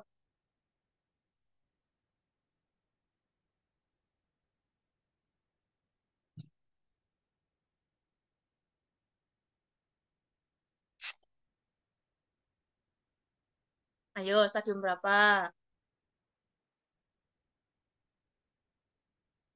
Kalau nggak tahu, Nggak kita tahu, lanjut Kak. ya. Lanjut aja. Iya. 1, 2, waduh, stadium 4. Nah, secara kronologis, ini tak besarkan ya, biar kelihatan. Secara kronologis, perjalanan HIV/AIDS, entah itu di anak-anak ataupun dewasa, itu melalui 4 stadium. Stadium yang pertama itu adalah window period, atau di mana si virus HIV ini masuk ke dalam tubuh selama 1-3 bulan atau bisa sampai 6 bulan. Tapi belum mengalami infeksi. Jadi dia cuma masuk aja di situ. Ya. Kemudian setelah itu ada stadium asimptomatis atau kedua, itu tanda gejala tanpa tanda gejala, di mana di sini HIV ini belum menunjukkan gejala apapun. Jadi dia tuh diem aja di dalam tubuh kita selama 5-10 tahun. Diem aja, nggak tahu nih kalau kita kena HIV. Makanya orang-orang kena HIV itu nggak bisa langsung ke deteksi, karena memang periodenya tuh panjang, nggak kayak sakit-sakit yang lain. Kemudian setelah itu, setelah lebih dari 10 tahun, muncullah adanya stadium yang ketiga, yaitu stadium pembesaran kelenjar limfe, di mana ya ini sudah mulai bereaksi ke tubuh kita melawan antibodi, otomatis limfa, kelenjar limfa itu kan sebagai salah satu bentuk imun kita, dia akan melawan adanya si virus tadi, sehingga terjadi pembengkakan pada kelenjar limfa. Dan ini biasanya berlangsung lebih dari 1 bulan. Setelah ada pembengkakan kelenjar limfa, apa yang terjadi, Kak? Nah, yang terjadi adalah dia itu, karena si virusnya sudah menguasai tubuh si pasien, akhirnya dia membuat tubuh kita itu mengalami imunosupresi atau terjadi penurunan imun tubuh. Nah, di sini kalau sudah di tahap 4, awalnya yang sehat-sehat aja, lama-lama dia turun kondisinya karena imunitasnya rendah, akhirnya muncullah beberapa gejala. Nah, gejalanya itu ada 2, gejala mayor dan gejala minor. Gejala mayornya itu apa, Kak? Dia demam terus lebih dari 3 bulan. Demamnya itu tidak terlalu tinggi, Kak. Masih di 38, 385. Jadi kayak sumeng-sumeng gitu ya. Tapi bikin nggak nyaman. Kemudian diare kronis. Nah, ini yang sering kita temukan. Kalau pasiennya itu diarenya nggak sembuh-sembuh, kita harus curiga. Ini pasiennya pasti dengan arah ke imunosupresi. Kalau misal dia diare terus nggak sembuh-sembuh, itu arahnya ke sana. Kemudian karena dia diare terus, apapun yang dia konsumsi dikeluarkan lagi, cairan banyak yang keluar. Akhirnya terjadi penurunan berat badan lebih dari 10% dalam 3 bulan. Ya, terjadilah defisit nutrisi di sini. Nah, terus apa gejala minor yang lainnya, Kak? Biasanya batuk kronis, batuk-batuk, terus nggak sembuh-sembuh. Kemudian ada infeksi pada mulut, jadi mulutnya tuh penuh dengan jamur, jamur Candida albicans, yang putih-putih gitu ya. Teman-teman kalau pernah menemukan, saya pernah ketemu sekali.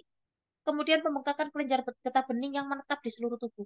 Kenapa? Karena virusnya sudah merajalela, sudah septikemia. Kalau septikemia itu ini ya, bakteri ya. Intinya dia sudah menyebar ke seluruh tubuh. Akhirnya kelenjar limfo itu aktif semua. Aktif untuk memerangi dia, tapi ya tetap kalah. Karena lebih kuat dia. Dia itu sudah bertahan di tubuhnya itu selama bertahun-tahun untuk apa sih namanya?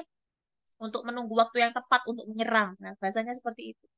Nah, kemudian bisa juga muncul herpes zoster yang berulang. Ya, kemudian ada bercak-bercak kecil-kecil, ada kayak kayak kutil kecil-kecil yang gatal dan di seluruh tubuh. Biasanya kalau orangnya nggak tahan, dia akan menggaruk, terus akhirnya terjadi lesi, lukanya nggak sembuh, mengarah ke luka kronis itu juga ada gitu. Nah, diingat-ingat cara mengingat mudah untuk stadium HIV. Stadium pertama, jendela atau window period itu 1-3 bulan ataupun bahkan 6 bulan. Habis itu yang kedua, dia 5-10 tahun. Itu tidak ada gejala, asimptomatis. Setelah itu, pembengkakan limfe yang terakhir itu sudah menyebar ke seluruh tubuh ataupun sudah mengarah ke AIDS. Kalau ke AIDS, itu berarti sudah ada banyak gejala. Tadi ada diare, ada demam berkepanjangan, ada jamur, pembengkakan kelenjar getah bening di seluruh tubuh, gatal-gatal, itu sudah mengarah ke tanda-tanda pasiennya sudah mengalami imunosupresi. Gitu. Nah, pada kasus ini, dia sudah ada jamur di mulut, pembesaran kelenjar limfe, kemudian ada batuk, rongki di pada pernafasannya, RR-nya sih masih normal, turgor kulitnya sudah mulai naik, HIV antibodinya positif. Maka stadium yang paling tepat adalah karena sudah muncul gejala-gejala, maka di stadium 4. Nah, fungsinya ARV itu adalah, atau obat HIV yang diminum, itu untuk menekan agar si virus itu istilahnya tidak bangun dari tidurnya. Intinya gitu. ARV itu. Tapi ya kadang-kadang ada yang minum ARV ya tetap aja dia meninggal gara-gara HIV ya karena ARV-nya cuma menekan perkembangan.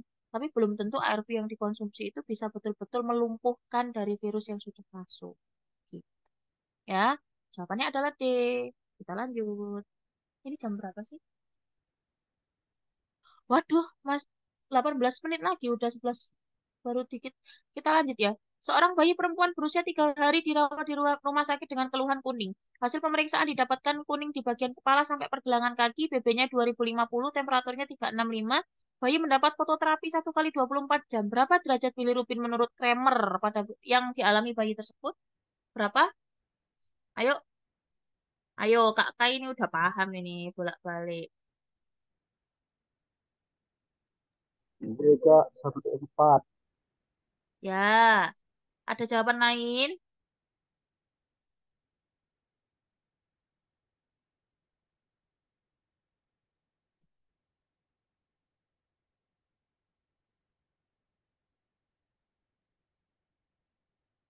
Jawabannya adalah betul nih ya. Untuk derajat Kramer atau derajat ikterik itu kita menggunakan metode Kramer. Nah, cara mengingatnya adalah grade 1 itu wajah dan leher.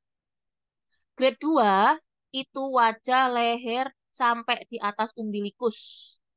Grade 3 wajah sampai di atas lutut. Grade 4 wajah sampai pergelangan kaki. Grade 5 itu kuning semua. Saya ulang sekali lagi. Grade 1 wajah, leher.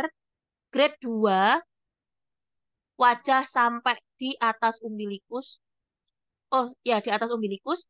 Grade 3 wajah sampai di atas lutut. Grade 4 wajah sampai di pergelangan kaki. Grade 5 itu kuning semuanya. Karena pertanyaannya tadi kuning semuanya sampai pergelangan kaki, berarti jawabannya adalah grade 4. Oke. Oke ya, gampang ya. Kita lanjut. Nomor 12, seorang anak laki-laki berusia 6 tahun datang ke poliklinik dengan keluhan berat badan turun 5 kilo dalam waktu 1 bulan. Sering terbangun tengah malam, hasil pemeriksaan anak tampak cengeng, badannya kurus keriput, wajah seperti orang tua, ubun-ubun cekung, tulang pipi menonjol, perutnya buncit, dan ototnya atrofi. Apa masalah utama pada anak di atas? A, B, C, D, E.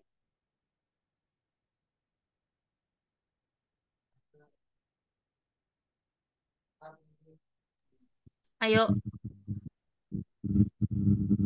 Agak alasannya.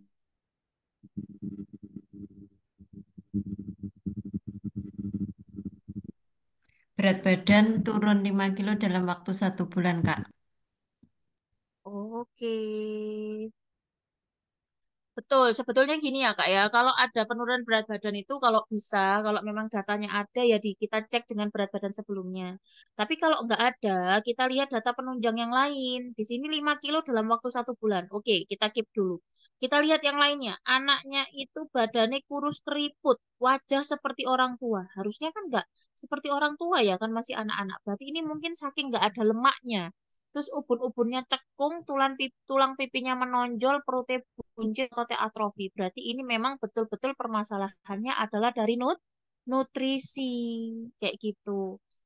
Jadi kalau semisal cuma ada data penurunan berat badan 5 kilo dalam 1 bulan, tapi sebelumnya nggak ada, itu nggak bisa langsung diangkat nutrisi kurang dari kebutuhan tubuh. Tapi kalau didukung dengan data-data PEMFIS yang lainnya, ternyata dia memang anaknya itu kurang atau KEK, kekurangan energi kronis, maka boleh teman-teman angkat diagnosa nutrisi kurang dari kebutuhan tubuh. Karena untuk diagnosa yang lainnya juga tidak berhubungan. Jawabannya adalah A. Betul. Lanjut. Kak, Soal kalau nomor 3. kekurangan volume cairan, Kak. Kalau kekurangan volume cairan itu sama kayak hipovolemika, Kak. Berarti ada penurunan tensi, kenaikan nadi, CRT memanjang, turgor kulit menurun, habis itu akralnya dingin, itu. Sama kayak hipovolemi. Kalau gangguan integritas kulit berarti ada luka atau lesi. Kalau gangguan istirahat tidur, berarti pasiennya mengeluh tidurnya tidak berkualitas atau mungkin pasiennya mengalami insomnia. Kalau kelemahan tuh ada nggak ya diagnosanya? Kelelahan adanya ya.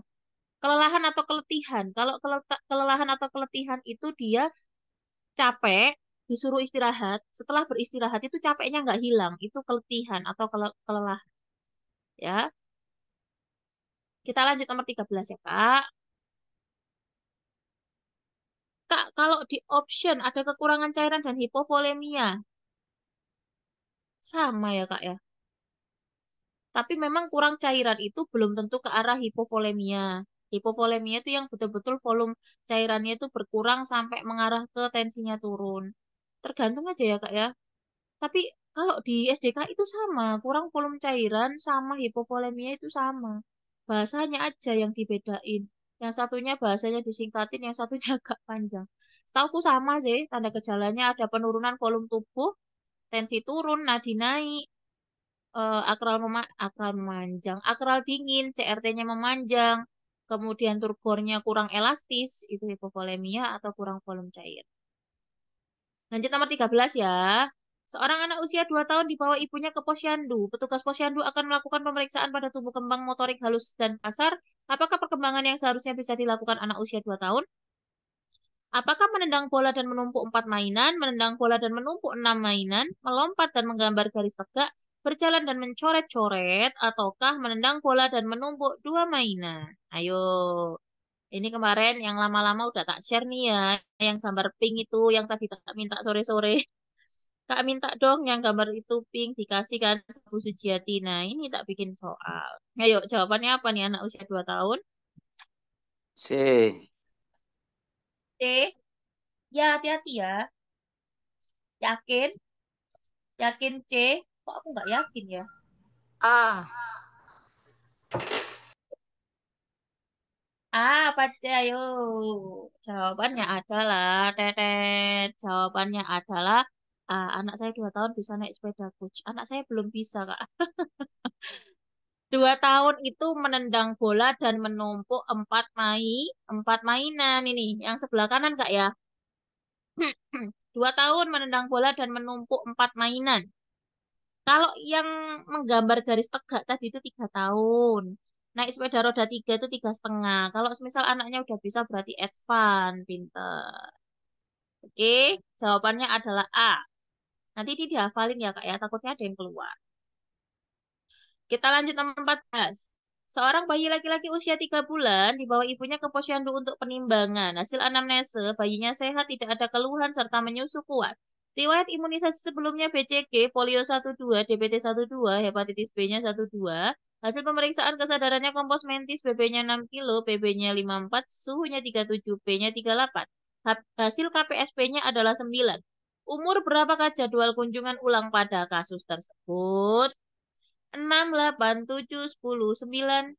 Yuk, jawabannya berapa? Tadi sempat tak sepil ya. Setiap berapa bulan sekali sih harus dicek KPSP. Tadi aku udah nyepil. Ayo, Setiap ini 3 anaknya berarti umur berapa lagi diceknya? umur 6 bulan, Kak. 6 bulan. Ya, ada aturan mainannya ya. Ada aturan mainnya. Nggak asal-asalan aja nih. Evaluasi perkembangan pada bayi usia 3-24 bulan itu dilakukan setiap 3 bulan sekali. Kalau usianya 24-72 bulan itu dilakukan setiap 6 bulan sekali. Misal ini dari 24 berarti 6 bulan sekali berarti 30, 36, 42, 48, 54, 60, 66, 72 gitu ya, setiap 6 bulan sekali. Kalau usia 3-24 bulan itu setiap 3 bulan, berarti 3, 6, 9, 12, 15, 18, 21, 24. Ya, ini patokannya yang harus dipegang. 3-24 3 bulan sekali, 24-72 itu 6 bulan sekali. Oke, good job. Nomor 15, seorang bayi perempuan baru lahir 3 hari yang lalu di dukun datang ke bidan dengan ibunya mengaku belum mendapatkan suntikan imunisasi apapun. Sebagai seorang bidan, imunisasi apa yang perlu diberikan pertama kali? Vitamin K, hepatitis B, DPT, hepatitis atau KBCG. Hepatitis B0 ya. B0 yang baru untuk bayi baru lahir. Kira-kira apa yang dikasih? Hepatitis B0. Hepatitis B0 itu waktunya sampai berapa hari Kak boleh dikasih itu Kak? 7 hari. 7 hari. Oke, betul. Kalau semisal BCG, umur berapa, Kak? 1 bulan. 1 bulan. Oh, tip, kalau DPT HIP-HB mulai dari usia 2 bulan sampai 4 bulan. 4. Kalau yang 9 bulan apa, Kak? Campak.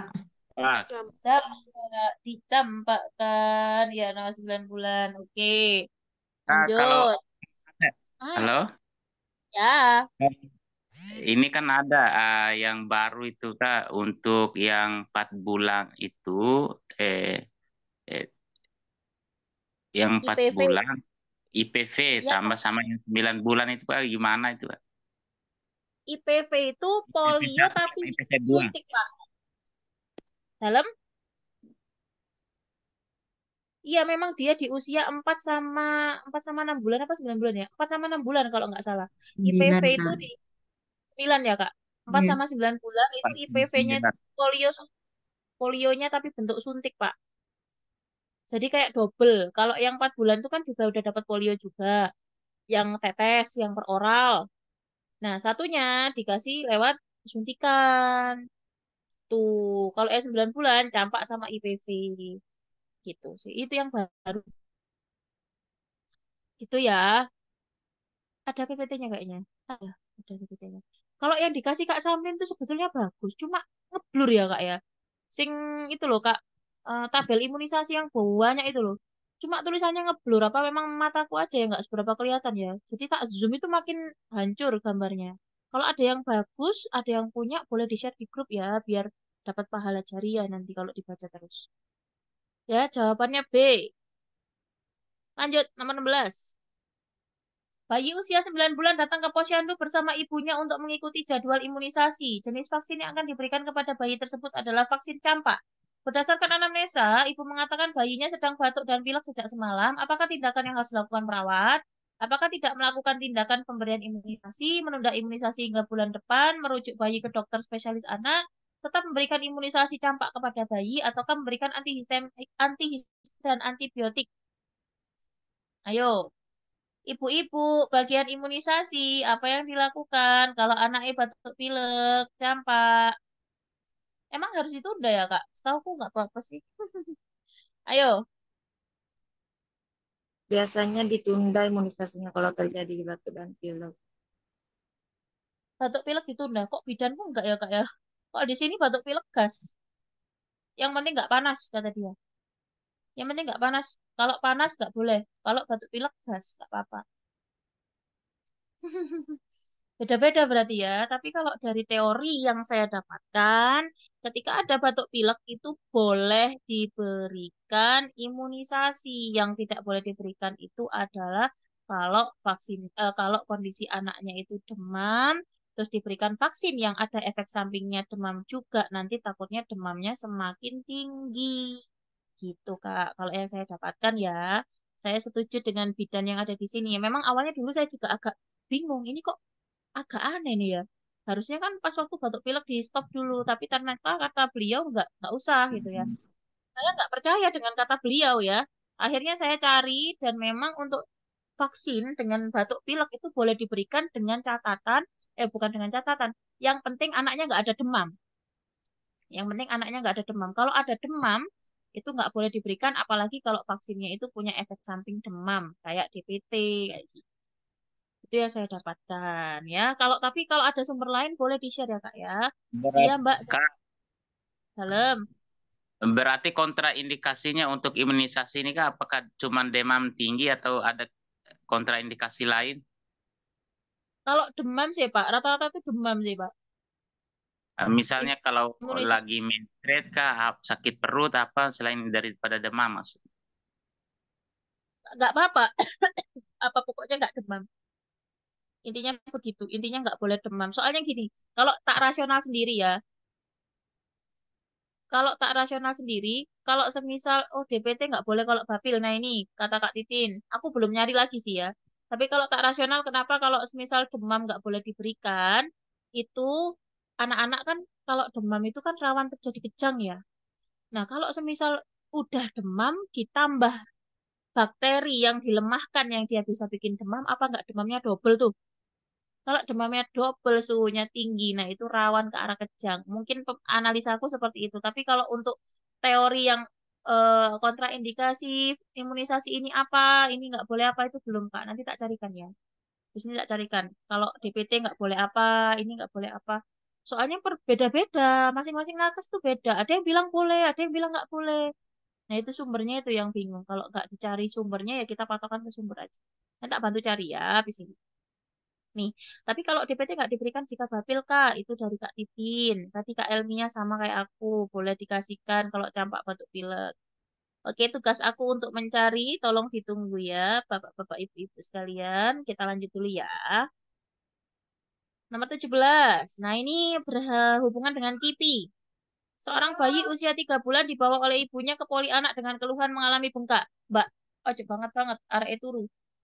Mengalami bengkak setelah diimunisasi, hasil pemeriksaan didapatkan eritema atau indurasinya 8 cm, lebih dari 8 cm, nyeri, bengkak, dan terdapat manifestasi sistemis. Apakah yang dialami bayi berdasarkan kasus tersebut? Apakah reaksi lokal ringan, reaksi lokal berat, reaksi artrus, reaksi umum, ataukah reaksi khusus? Ayo, ayo. Pernah dengar ini enggak? Pernah dengar ini enggak, Kak? Ayo, enggak apa-apa. Jawab asal aja kalau enggak tahu. Nggak pernah dengar, Kak. Enggak pernah dengar. Ada yang pernah dengar ini? Enggak pernah. Oke. Kita bahas aja ya. Takutnya ada yang ngerti. Reaksi imunisasi. Iya, betul. Reaksi KIPI ya, bawaan imunisasi. Jadi, reaksinya itu ada banyak. Ada lokal ringan, lokal berat, artrus, umum, dan khusus. Ini ada semua. Kita bahas satu-satu.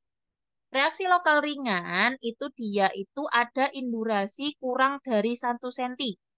Ya, dia itu ada nyeri, ada eritema kemerahan, ada bengkak, tapi bengkaknya itu cuma kurang dari 1 cm aja, Kak. Dan timbul kurang dari 48 jam setelah imunisasi. Kalau reaksi lokal ringan itu boleh dikompres hangat dan bisa diberikan anti nyeri kalau perlu. Ya. Kalau reaksi lokal berat itu ditandai dengan munculnya eritema. Kemudian ada bengkaknya itu lebih dari 8 cm. Kemudian ada nyeri dan ada manifestasi sistemis. Contohnya dia itu sampai demam. Kemudian apa yang dilakukan? Kalau di reaksi lokal berat itu bisa kita kompres hangat juga dan pemberian paracetamol. Jadi tata laksana ringan sama berat itu sama. Sama-sama dikompres hangat dan diberikan paracetamol. Kemudian ada reaksi artrus. Nah, reaksi artrus ini hampir sama dengan reaksi lokal yang ringan ataupun berat. Cuma kalau reaksi artrus ini itu muncul gara-gara adanya hipersensitivitas dari antibodi yang ada di dalam tubuh, sehingga harusnya eritemanya itu kan nggak terlalu banyak ya, merah cuma di sekitarnya aja. Dia ini merahnya itu bisa meluas kalau reaksi artrus itu. Nah, di sini biasanya reaksi artrus itu muncul 12 sampai 36 jam, alias 1,5 hari setelah dilakukan vaksinasi. Nah, apa yang dilakukan kalau muncul seperti ini? Sama, kompres hangat, sama dikasih paracetamol. Ya, sama tata laksananya, kompres hangat, paracetamol, kompres hangat, paracetamol. Cuma yang membedakan kalau ringan tadi indurasinya atau bengkaknya kurang dari 1 cm, kalau yang berat tadi bengkaknya lebih dari 8 cm, kalau yang reaksi artrus ini itu bengkaknya ada, tapi dia ini kemerahannya ini muncul ke seluruh, bukan ke seluruh tubuh sih, maksudnya jangkauannya itu lebih luas daripada eritema yang biasa. Itu reaksi artrus. Kemudian ada reaksi umum. Nah, reaksi umum itu biasanya ada demam, lesu, nyeri otot, nyeri kepala, dan menggigil. Apa yang dilakukan? Diberikan minum hangat, berikan paracetamol ya. Biasa, kompres hangat, paracetamol, kemudian ada reaksi khusus. Nah, reaksi khusus ini tuh jarang terjadi. Tapi ada beberapa yang kena. Apa coba? Reaksi khususnya itu sindrom Guillain-Barré, di mana akan mengakibatkan lumpuh layu. Saya pernah dapat pasien kayak gini, dia itu efek samping polio suntik atau IPV. Padahal itu tuh dia eh, angkatan atasku ya Kak ya, umur 38 mungkin ya, sekarangnya udah tua. Tapi dia tuh dulu kata orang tuanya memang dia disuntik pada saat itu. Dia demam, kemudian disuntik polio IPV sama pihak puskesnya. Kemudian nyampe rumah, dia tiba-tiba anaknya awalnya sehat, Awalnya sehat, nggak kenapa-kenapa. Tiba-tiba dia lumpuh layu, dia nggak bisa jalan sama sekali, karena dia tidak bisa menggerakkan ekstremitas bawahnya. Akhirnya ya terjadi atrofi otot. Akhirnya mengecil semua, kaki-kakinya itu mengecil semua otot-ototnya. Kemudian orangnya nggak bisa jalan. Nah, itu kan 1 dari 1.000 ya yang terjadi. Makanya namanya reaksi khusus atau reaksi lumpuh layu. Dan biasanya itu polio sih yang sering kayak gitu. Tuh, jadi itu tadi ya, ada 5 ya. Ringan, tuh kan. Diameternya ringan, reaksi lokal ringan itu diameternya kurang dari 1 cm. Lokal berat itu lebih dari 8 cm. Kemudian artrus tadi itu dia kemerahan yang menyebar ya. Kemudian kalau yang umum itu nyeri otot, ingat-ingat aja apa sih? Oskadon nyeri otot ya. Kalau reaksi umum itu nyeri otot gitu ya. Semuanya itu nyeri semua, nyeri kepala, demam, lesu itu reaksi umum. Kalau reaksi khusus itu lumpuh layu. Oke, jadi jawabannya apa Kak di sini? Nah, karena di sini tadi itu dia indurasinya lebih dari 8 cm, ada nyeri, ada bengkak, berarti jawabannya adalah reaksi lokal berat. Oke, good job. Lanjut nomor 18. Seorang anak perempuan usia 4 tahun dirawat dengan diagnosa medisnya BP. Ibu mengatakan anaknya batuk tapi tidak dan pada saat dilakukan pemeriksaan fisik didapatkan RR-nya 30, nadi 100, suhunya 36. Setelah selesai pemeriksaan TTP, anak tersebut direncanakan untuk dilakukan fisioterapi dada yang diawali oleh postural drainase, clapping, dan vibrasi. Sebelum melaksanakan postural drainase, hal pertama yang harus dilakukan oleh perawat adalah, ayo apa yuk?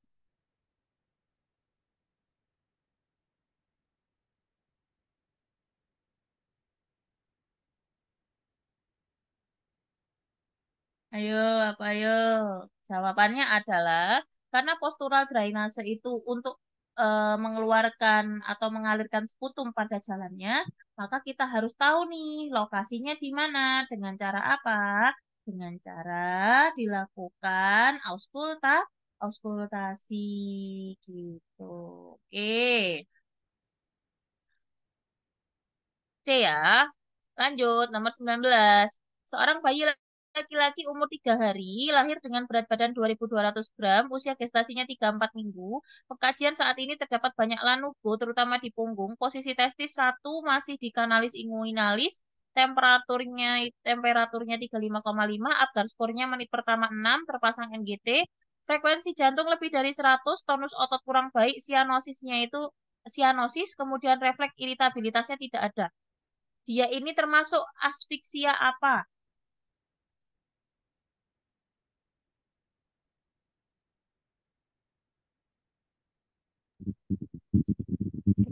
Ayo, apa? Ringan atau sedang? Sedang. Sedang, betul ya. Jawabannya adalah sedang. Asfiksia ringan itu 7-10 Apgarnya, sedang itu 4-6, kalau berat itu 0 sampai 3. Ingat-ingat itu ya. Last question, nomor 20. Seorang bayi laki-laki baru saja lahir di RSU. Kondisi bayi 5 menit setelah lahir setelah dilakukan penghisapan lendir adalah badannya merah, kaki biru, detak jantung 88, menangis lemah, ekstremitas sedikit fleksi, tonus otot kurang baik. Berapa Apgarnya? Nah, Berapa? 5. 5 apa 4? 5. Yakin 5. Mana hitungannya 5? Coba hitungnya gimana? Badan merah 1, denyut jantung 1, menangis lemah 1, ekstremitas sedikit fleksi 1, tonus otot kurang baik 1. Emang ekstremitas sedikit fleksi sama tonus otot kurang baik itu sama? Atau beda? Sama, Kak. Yuk. Ada menangis lemahnya, Kak. Ada menangis lemahnya. Terus? Berarti menunjukkan apa sih itu 2 gitu kan, ke 5 ya. Menangis. Oke, betul. Jadi 5, Kak. Betul, terkecohnya di sini ya. Menangis lemah. Menangis lemah itu bisa seperti apa aja? Menangis lemah itu masuk di mana? Satu. Respirasi RR, sama RR Kak. RR sama Respirasi sama free. Remax. Ya. Jadi ini masuknya 2. Ekstremitas sedikit fleksi activity. Detak jantung ini masuknya pulsasi, pulse. Terus ini appearance.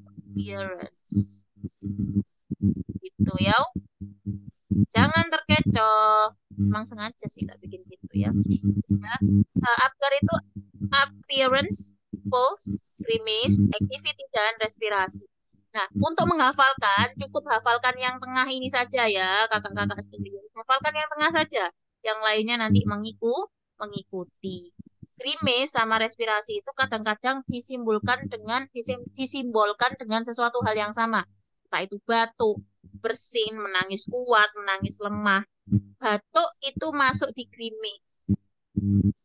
Kalau semisal dia batuk dan menangis kuat, berarti grimace-nya 2, respirasinya 2. Itu batuk, bersin, itu ke refleks ya Kak ya. Oke, ada yang mau ditanyakan? Atau sudah panas Kak? Kalau tubuh kemerahan kecuali ekstremitas itu masuk 1 sayang. Tubuh kemerahan, ekstremitasnya biru itu 1 Kak. Kalau merah semuanya warnanya itu 2, kalau biru semuanya itu 0 alias denose. Gitu. Oke, cukup sekian untuk malam hari ini. Nanti tak kabari lagi ya, kita bisa Zoom lagi jam berapa. Soalnya aku mau lobbying ke dedek-dedek. Maunya apa sih? Maunya kita live jam berapa? Oh, kok live sih? Kita Zoom jam berapa besok? Sore atau malam? Sore aja Menit Kak. menit ke 10. Sore Sore aja aja. kalau mati lampu. Oh ya, kalau sore ya nggak apa-apa. Nanti Sore dedeknya aja, yang Kak. Oke. Tadi sore ya kita ketemu besok. Besok itu jiwa ya, jiwa. Terus ada apa lagi sih? Jiwa, anak, maternitas, KMB, apa lagi ya Kak satunya ya? Udah Kak, ya, apa 5 kalau ya? Alfredo Score itu ada di kita nggak materinya? Apa Kak? Alfredo Score. Alfador Score. Itu buat kita ngapa? Untuk mengecek ini APP. ATP, Iya, energi. bukan apendicitis. Apa Kak mengecek apa? Kak kedengeran Appendix. Appendicitis. Iya. Oh, aku belum belum pernah dengar sih, baru dengar ini. Tapi Oh, mungkin pernah hanya dokter aja mungkin. nggak apa-apa sih kalau mau dipelajari, nggak apa-apa. Kak ilusi sama delusi bedanya apa ya? Besok dijawab jiwa. Udah Kak, ini nanti udah aku tak tai. Apa Kak? Kak, nanti minta tolong dibahas lagi tentang etik keperawatan ya, Kak. Iya, etik keperawatan nanti ada waktunya sendiri. Pas waktu materi yang tak share di grup, itu nanti tak coba bikin rangkuman. Itu kan tak share D-nya ya. Tak coba bikin rangkuman, nanti teman-teman boleh baca dari itu atau rangkuman dari saya, nanti tak bikinkan soal. Oke, ada jadwalnya. Jadi mohon bersabar. Baik, Videonya Kak. diupload di YouTube. Ya, diupload di YouTube khusus buat yang punya link aja, bukan untuk umum ya, Kak ya. Oke, terima kasih banyak untuk waktunya malam hari ini. Ya Allah, semoga semangat ya, semangat terus.